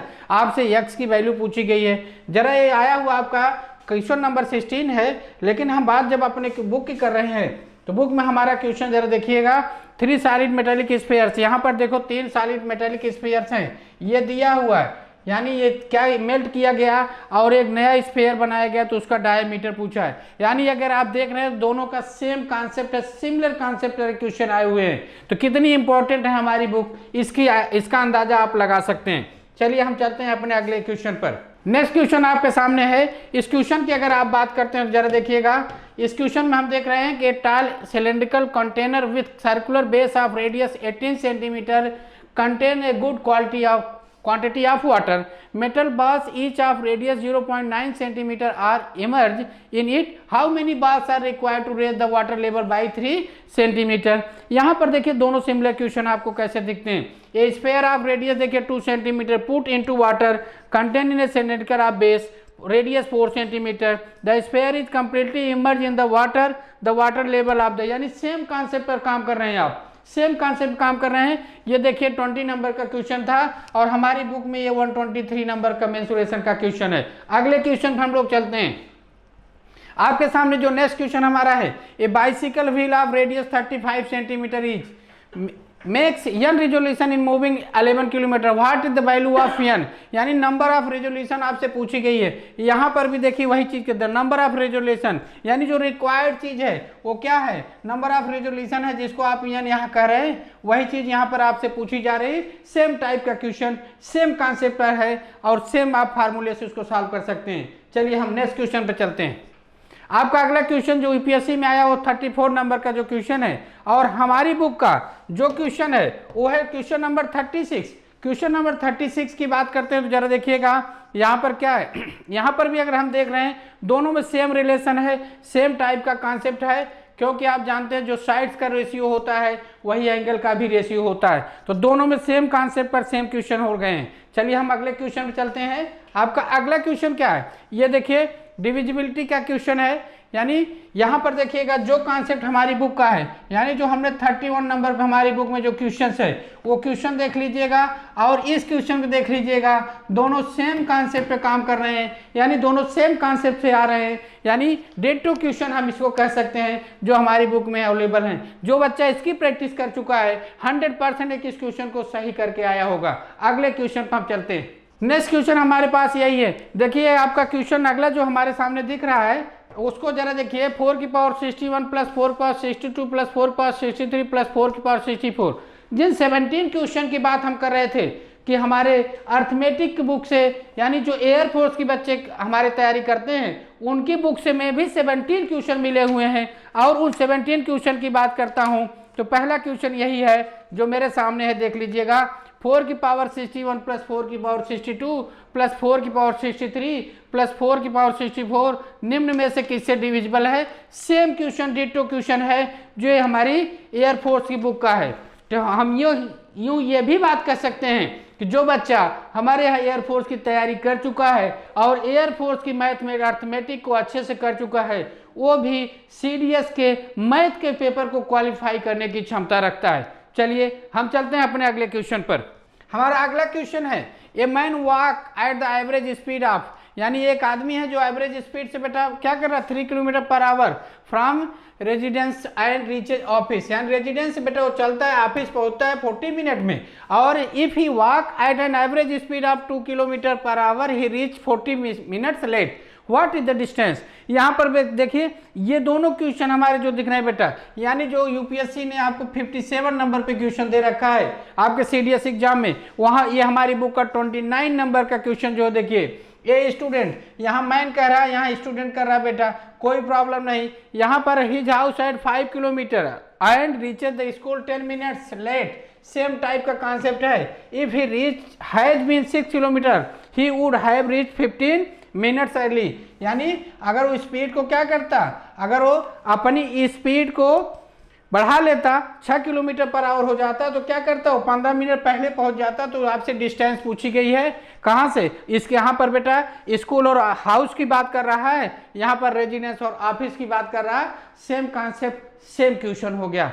चलिए हम अगले क्वेश्चन को आपको दिखाते हैं। आपका अगला क्वेश्चन है बेटा आपके सामने है, ये भी बेटा एयरफोर्स की बुक का हमारा डिटो क्वेश्चन है और साथ ही साथ सीडीएस की बुक में भी ये क्वेश्चन हमारे अवेलेबल है। अगर इसकी बात मैं करता हूँ 8 men और 12 women can do a piece of work, इसको आप देख ही रहे हैं, वहां पर भी देखिए बेटा 8 men और 12 women की बात कर रहा है, यहाँ पर 3 men और 4 women की बात कर रहा है। इसके बाद क्या है, ये 20 days में वर्क कंप्लीट करते हैं, यहाँ पर दिया है बेटा 43 days में। How long will 7 men and 5 women की बात कर रहा है, यहाँ पर क्या कर रहा है, यहाँ पर कर रहा 8 men और 12 women, बात वही हो गई, सेम कॉन्सेप्ट सेम प्रोसेस से आंसर आ रहा है। और कितने आसान क्वेश्चन आए हैं जो हमारी बुक से में अवेलेबल हैं, A to Z मैं ये कह सकता हूँ। अगर मैं बीच बीच में ये बात बता दूं बेटा कि अगर मैं थियरी को भी ऐड कर लेता और उसके एग्जाम्पल को भी ऐड मैं कर लूं तो 100% मैं दावे के साथ कहता हूं 100% का क्वेश्चन जो है 100% क्वेश्चन हमारी बुक से आए हुए हैं। चलिए अगली बात मैं करता हूं, अगले क्वेश्चन की तरफ चलता हूं। अगला क्वेश्चन आपका देखिए, let a B c d be a positive integer if this is equal to this, what is the product of a B c and d, ये आपसे पूछा गया है। यहाँ पर भी देखिए, यहाँ पर सेम टाइप के क्वेश्चन, जब आपको ए बी सी डी की वैल्यू यहाँ निकाल के करेंगे तभी प्रोडक्ट करना है, आंसर मिलना है। तो यहाँ पर भी देखिए ये जो क्वेश्चन हमारा है 66 नंबर का जो क्वेश्चन है, जहाँ पर एक्स वाई जेड क्या है आपके इंटीजर्स हैं, पॉजिटिव इंटीजर है, तो आपसे पूछा गया जेड क्या होगा, तो यहाँ से एक्स वाई जेड की वैल्यू आप निकाल लेंगे। जब तीनों नंबर मिल ही जाएंगे तो यानी it means x y z यानी तीनों नंबर का प्रोडक्ट आप निकाल ही लेंगे। यहाँ पर वही कॉन्सेप्ट है, जब आपके पास ए बी सी डी चारों नंबर मिल जा रहे हैं तो आफ्टर देन उनका प्रोडक्ट आप निकाल ले रहे हैं। इस टाइप से ये क्वेश्चन डिट्टो आपका हमारी बुक से आया हुआ क्वेश्चन है। अगला क्वेश्चन की तरफ हम चलते हैं। आपका अगला क्वेश्चन आप देखें, अगला क्वेश्चन आपके पास जो दिया जरा देखिएगा, ये आपका 78 नंबर का क्वेश्चन है। 78 नंबर का क्वेश्चन है, यहाँ what is the area of the region include by 3 identical circles of radius, यानी क्या है आपसे पूछ रहे आइडेंटिकल आपके 3 स्पेयर्स है बेटा जिनसे जो इंक्लूड आपका ये एरिया है, इसी की बात वो कर रहा है। यहाँ पर देखिए यही भी चीज बेटा यहाँ पर 76 नंबर पर मेरे पास सीधे सीधे हमारी बुक में अवेलेबल है और जिसका हम हमारे पास फिगर भी है। अगर इस फिगर से देखें और जो फिगर मैंने बताया आपको क्या दिख रहा है, दोनों सेम चीजें हैं, सेम कॉन्सेप्ट है। एरिया पूछी गई है, यहाँ पर एरिया था साइड पूछ लिया गया, यहाँ पर साइड था एरिया पूछ ली गई, फार्मूला सेम है, साइड और एरिया का रिलेशन का फार्मूला यहाँ पर लग रहा है। इस टाइप से ये क्वेश्चन भी हमारी बुक का सिमिलर क्वेश्चन हो गया। अगले क्वेश्चन की तरफ हम चलते हैं। अगले क्वेश्चन की बात करता हूं तो 79 नंबर का क्वेश्चन जरा देखिएगा, a car travel from A to B at a speed of 40 kilometre per hour travels bike from b to a, यानी same distance a to b बेटा 40 किलोमीटर पर से जाती है, बी टू ए फिर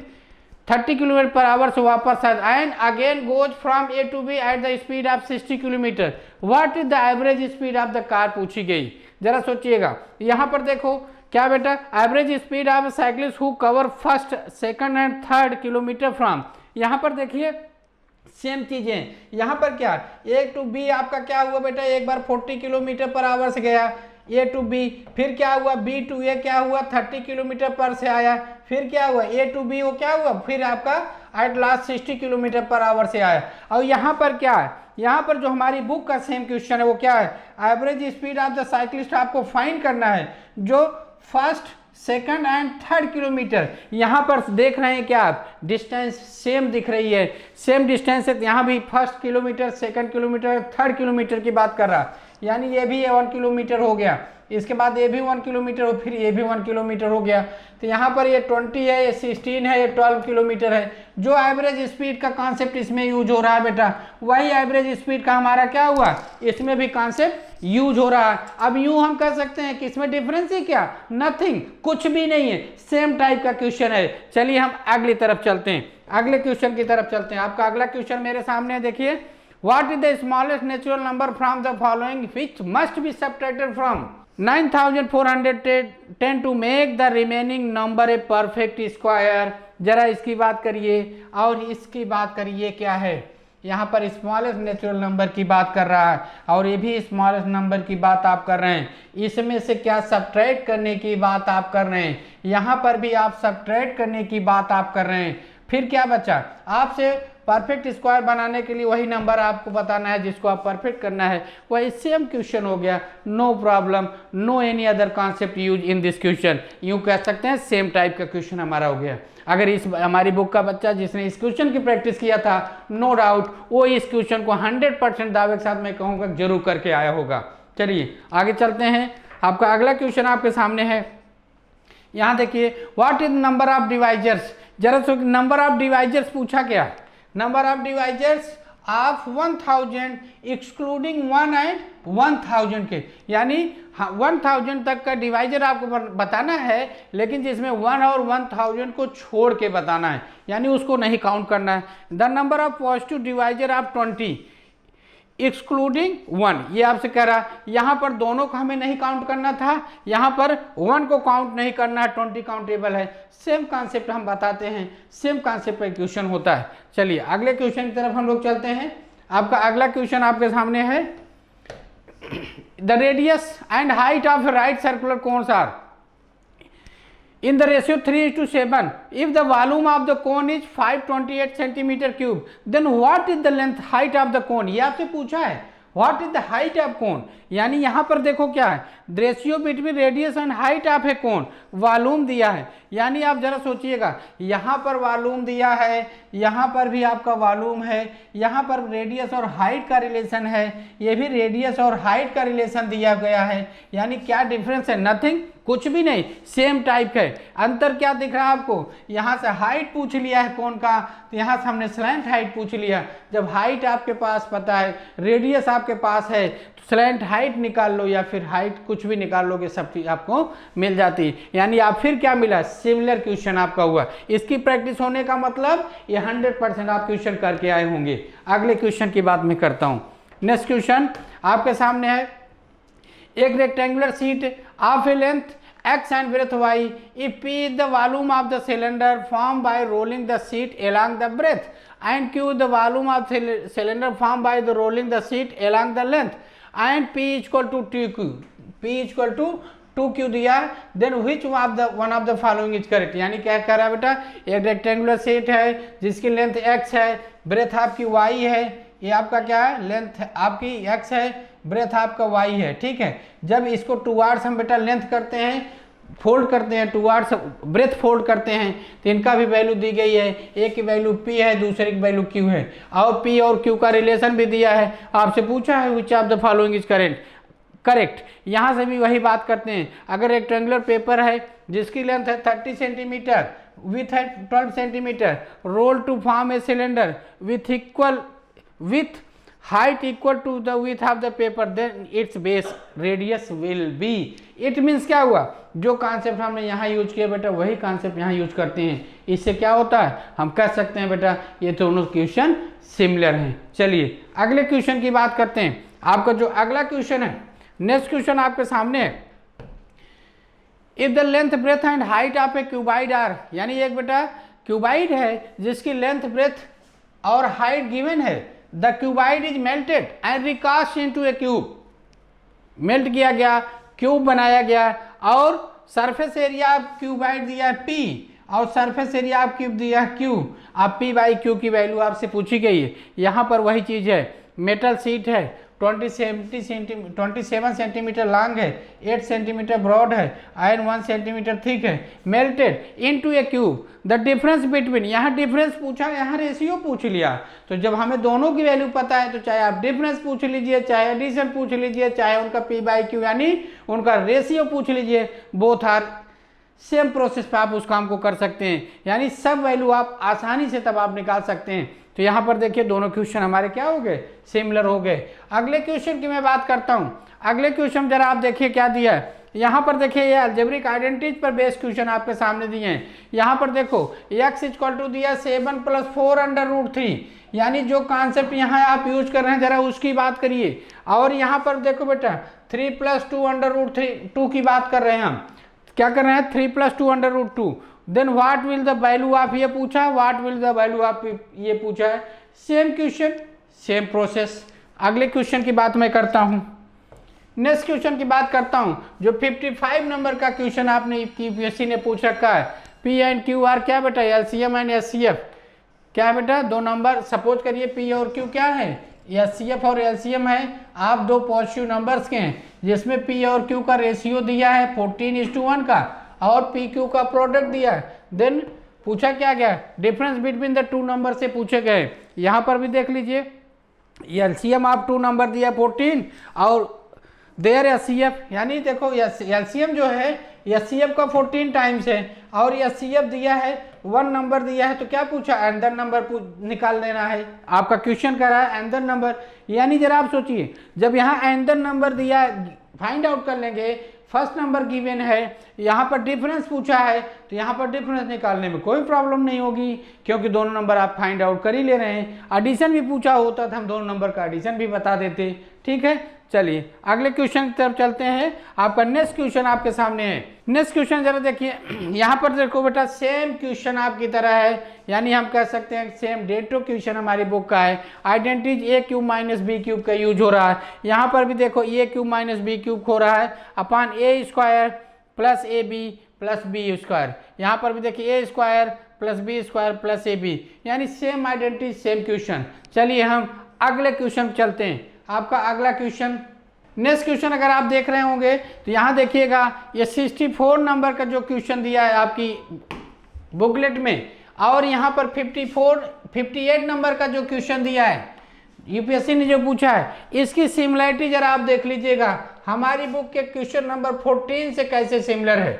देखो सेम कॉन्सेप्ट आप जानते हैं, ये क्या है 1/d a माइनस एल, यानी first term minus last term का जो कॉन्सेप्ट होता है वहाँ पर यही चीज़ है। इसको जब आपने रेशनलाइज किया था √2 - 1 किया था, इसको √3 माइनस √2 किया था और यही काम यहाँ पर भी था।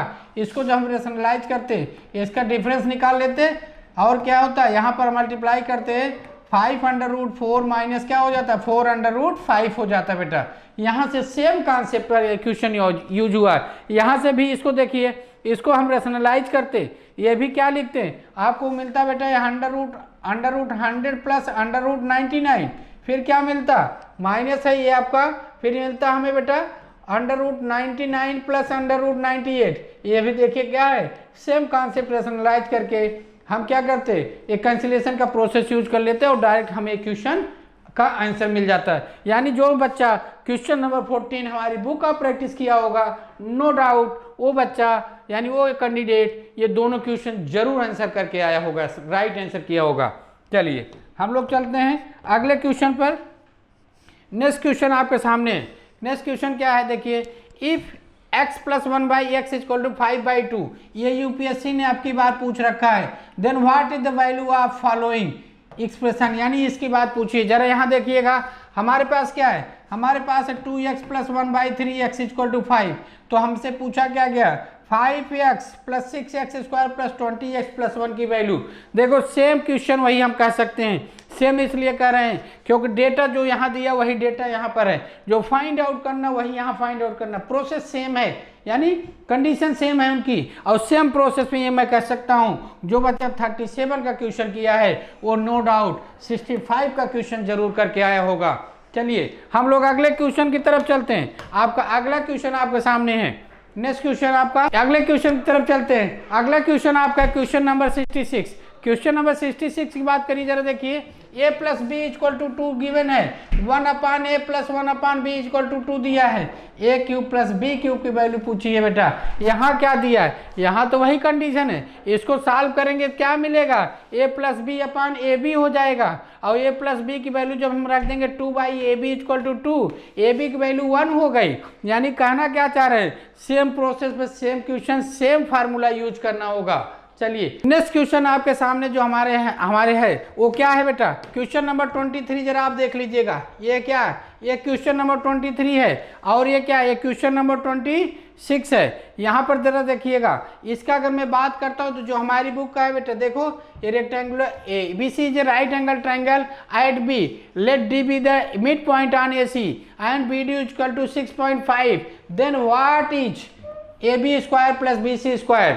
ये पूछा गया है। और यही साथ बेटा देखो ये क्वेश्चन जो 26 नंबर पर आपका आया हुआ क्वेश्चन है, in a right angle triangle ABC, BD is the perpendicular on the hypotenuse AC. If AC is equal to 9, AD is equal to 4, then what is AB plus BC approximately equal to, यानी लगभग बराबर ये question है। अगर मैं बात करता हूं, अगर आपने पाइथागोरस थ्योरम पढ़ा है तो देखिए वहां पर जो कॉन्सेप्ट यूज होता है ये हमने इसको एग्जाम्पल में ही पिरो के रखा है। अगर हमारा क्वेश्चन, ये जो एग्जाम्पल हमारे क्वेश्चन दिया है, अगर ये बच्चे ने कर लिया था यानी अच्छे से प्रैक्टिस करके गया है, तो हम कह सकते हैं कि क्वेश्चन भी वो दोनों क्या होगा, राइट आंसर दे के आया होगा। यानी यूँ कह सकते हैं कि जितना इम्पोर्टेंट हमारी बुक का है, अगर इस टाइप से मैं बताऊं कि अगर आप प्रॉपर हमारी बुक को आप देख कर से, अगर आप मेरे इंस्टीट्यूट में नहीं आ सकते हैं, अगर समय नहीं आपके पास है, किसी वजह से आप दूर भी है, तो ऑफलाइन और ऑनलाइन दोनों चीज़ हमारा इंस्टीट्यूट प्रोवाइड करता है।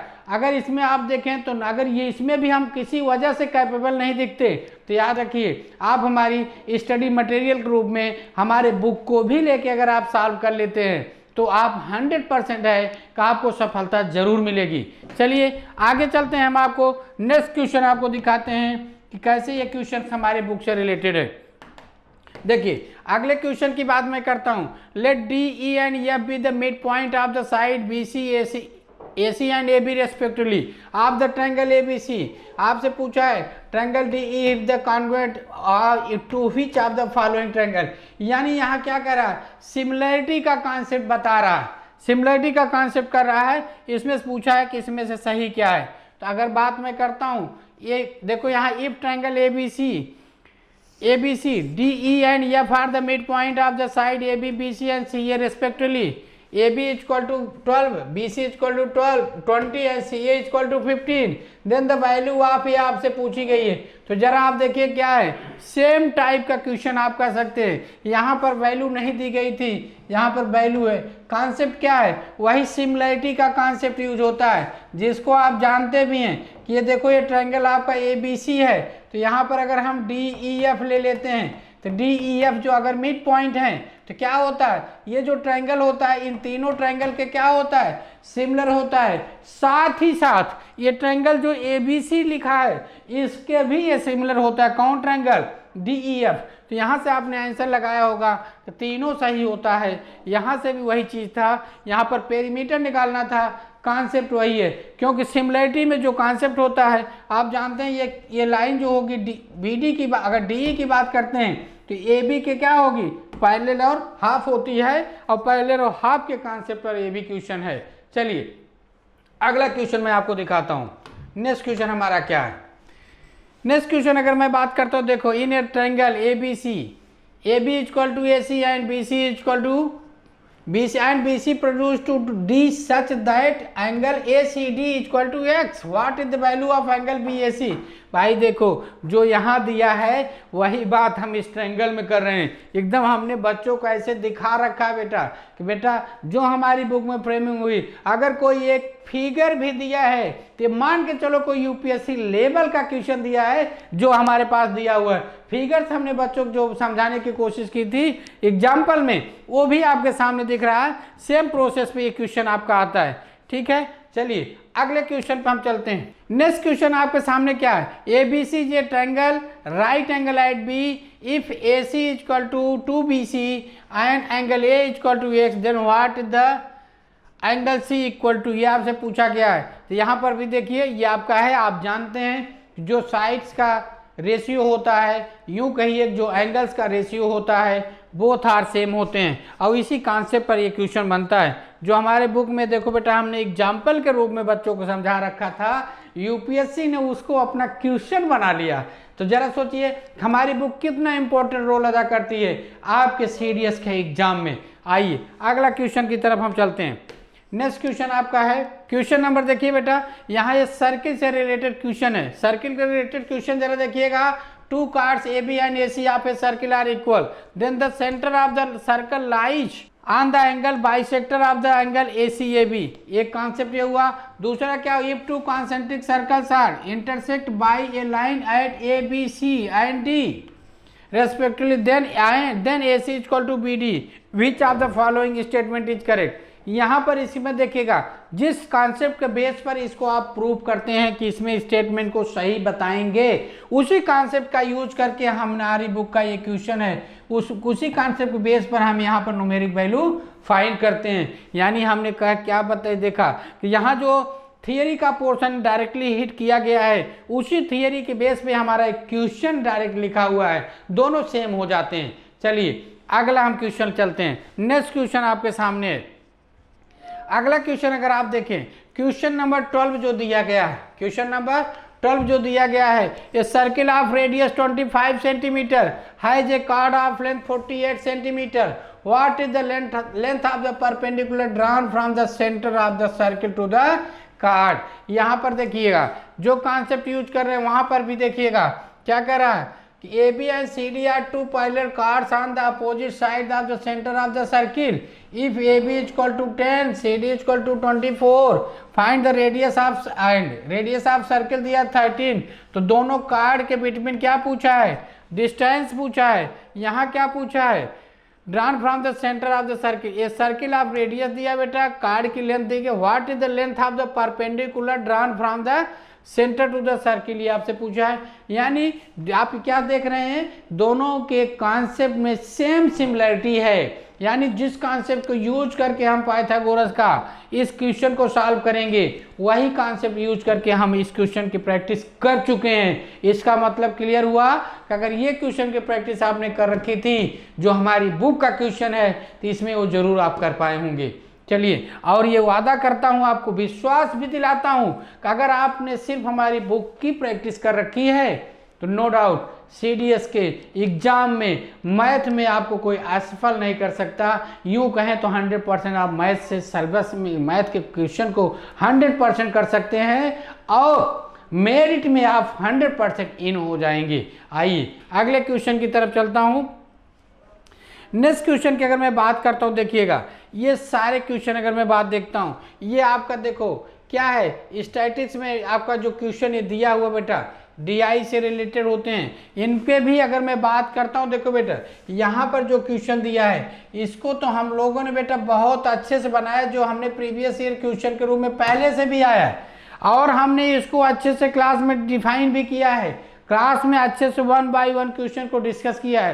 तो जो बच्चा हमारे क्वेश्चन को इसको डिस्कस कर चुका होगा, वो निश्चित है कि सारे क्वेश्चन कर पाएगा। यानी यूँ आप कह सकते हैं कि MKC ने जो मटेरियल बेटा बनाया है वो A ग्रेड का है, उसमें कोई डाउट नहीं है, और सारे क्वेश्चन आप कर सकते हैं। बस आपको ज़रूरत होती है कि एक अच्छे मटेरियल की सफलता पाने के लिए। तो अच्छे मटेरियल अगर आपको लेना है तो MKC के प्लेटफॉर्म पे आइए, और किसी हेल्प से आप अपनी बुक यानी जो रिसोर्सेज हैं उसकी हेल्प से आप बुक ले लीजिए, आप 100% अपने अगले एग्जाम में सफल हो जाएंगे। अगले क्वेश्चन की तरफ चलता हूँ। नेक्स्ट क्वेश्चन आपके सामने है,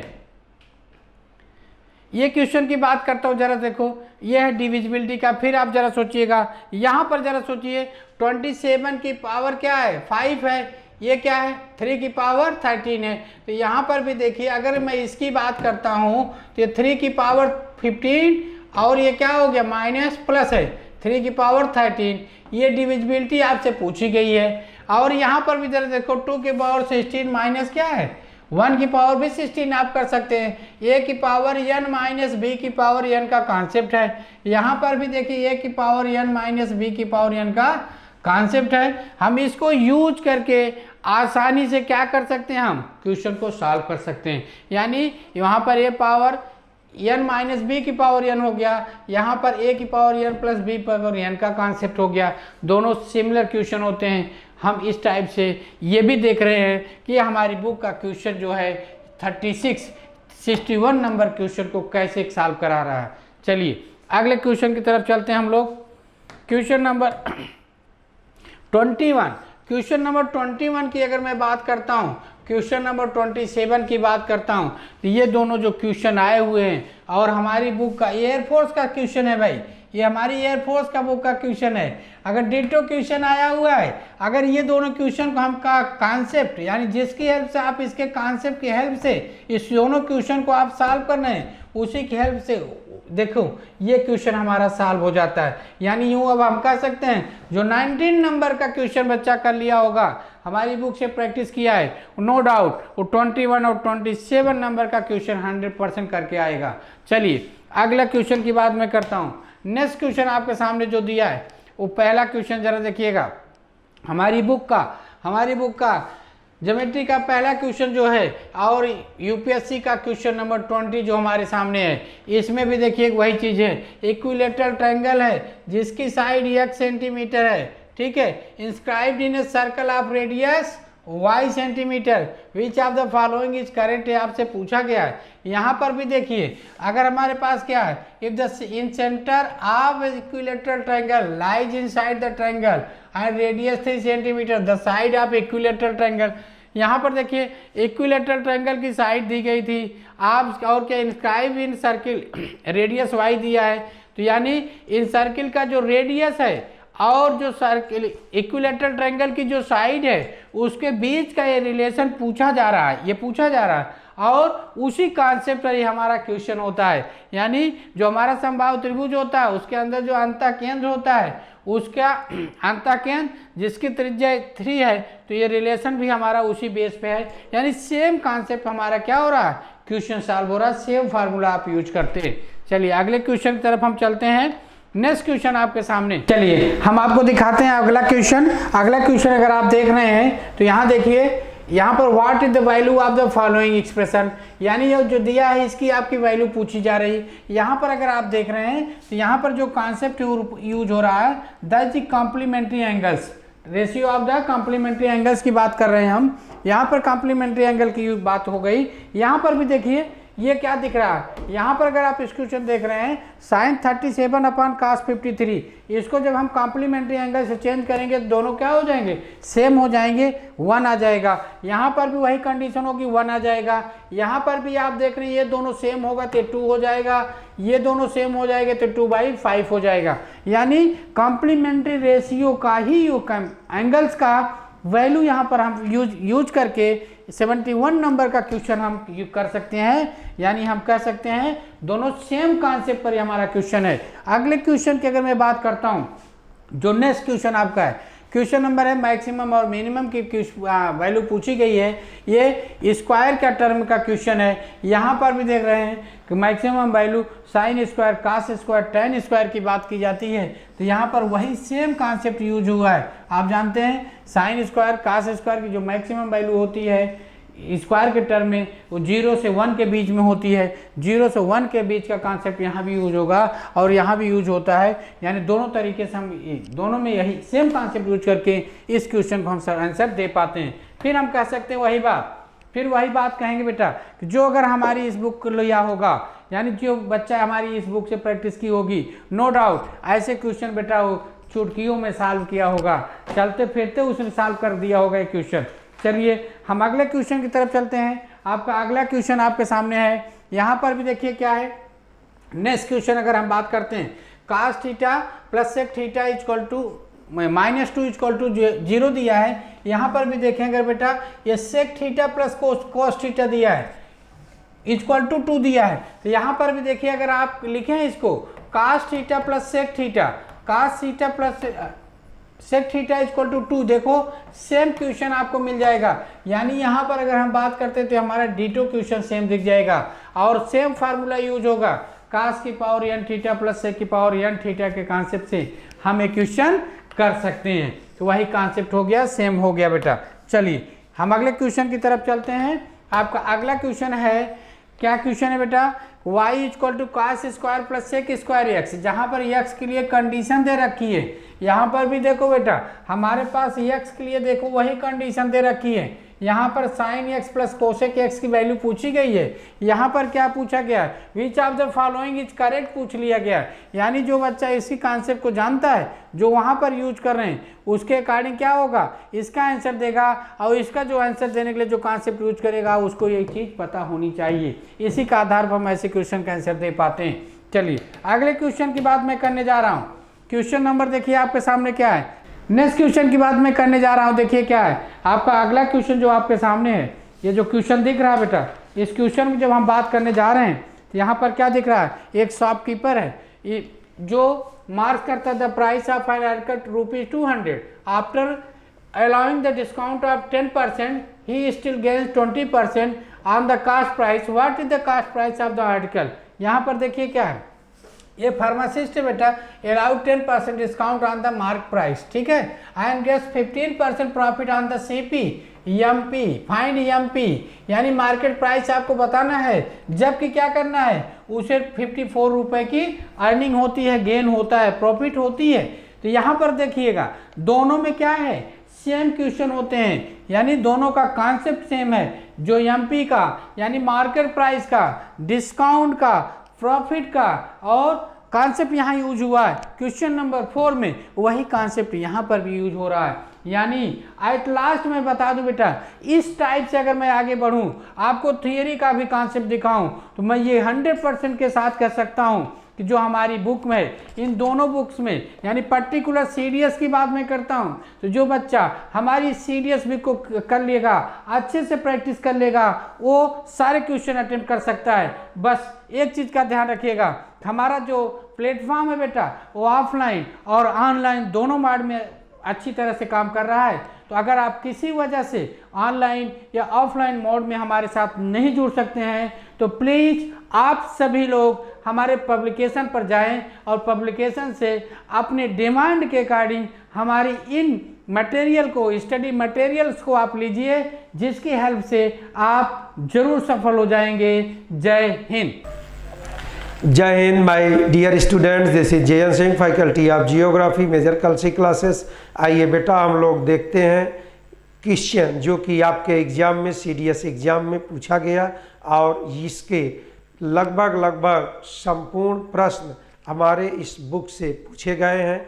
और इस बुक के साथ अगर आप यहाँ के प्रैक्टिस पेपर पर नज़र डालते हैं तो आपको हमेशा CDS एग्ज़ाम में क्रैक करने में कोई भी दिक्कत नहीं आएगी। आइए सबसे पहले सेट A के कुछ प्रश्नों को हम लोग देखते हैं।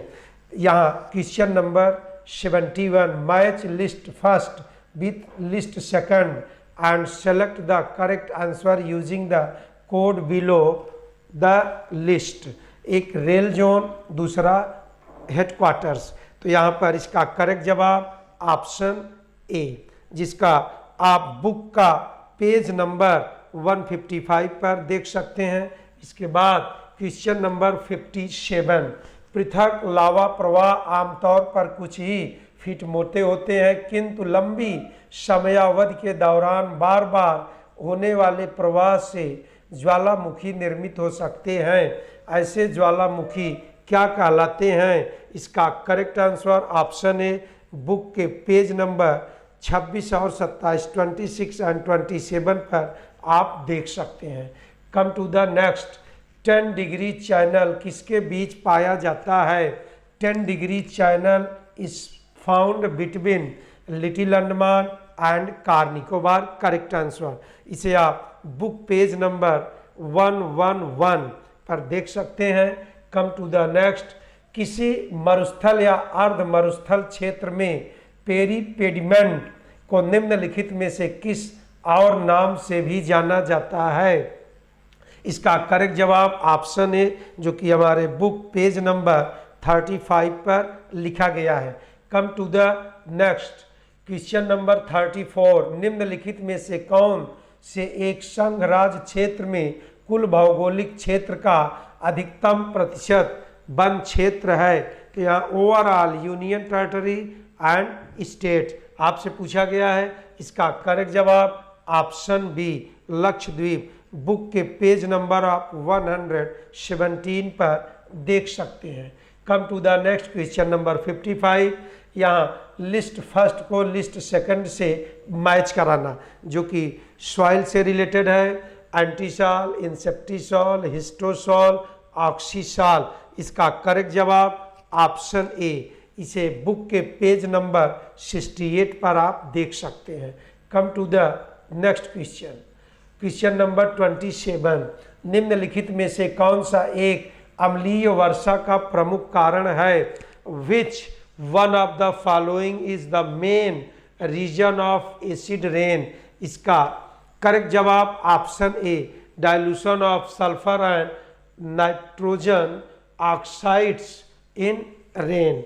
इसे आप बुक के पेज नंबर 71 पर देख सकते हैं। क्वेश्चन नंबर 87, माउंट थुलियार जिसकी हाइट 642 मीटर है, अंडमान एंड निकोबार द्वीप समूह का एक महत्वपूर्ण शिखर है। इतना महत्वपूर्ण शिखर है, it is highest peak of great Nicobar. इसका मतलब इसका करेक्ट आंसर डियर क्या होगा? ऑप्शन डी, जो कि बुक के पेज नंबर 111 पर आप देख सकते हैं। Come to the next. अब आप देखें निम्नलिखित में कौन सा एक धूम, कोहरा या स्मॉग बनने का सर्वाधिक महत्वपूर्ण कारक है? इसका करेक्ट जवाब ऑप्शन सी, अनेक वायु प्रदूषक एवं संसाधनों की उपस्थिति के साथ तापांतर का भी रोल होता है। लेकिन हमारे इस बुक के पेज नंबर 49 पर आप देख सकते हैं। Come to the next question. अब हम लोग चलते हैं क्वेश्चन नंबर 88, निम्नलिखित में से किस भूपृष्ठ में उच्चतम एल्बिडो है? Which one of the following land surface has the highest albedo? Option a, snow covered mountain, हिमाच्छादित पर्वत, जिसे आप बुक के पेज नंबर 39 पर आप देख सकते हैं। और इसी के साथ अब क्वेश्चन की संख्या समाप्त हुई। और बहुत सारे प्रश्न हैं, लेकिन अब इतने से ही आपको समझा देना चाहते हैं डियर, चाहे जो हो आपकी सफलता से बढ़कर कुछ भी नहीं है। तो आप शीघ्र EMKC ज्वाइन करें, आप हमसे जुड़ें और इस बुक के साथ पढ़ें, आप निसंदेह पास होंगे। जय हिंद माय डियर स्टूडेंट।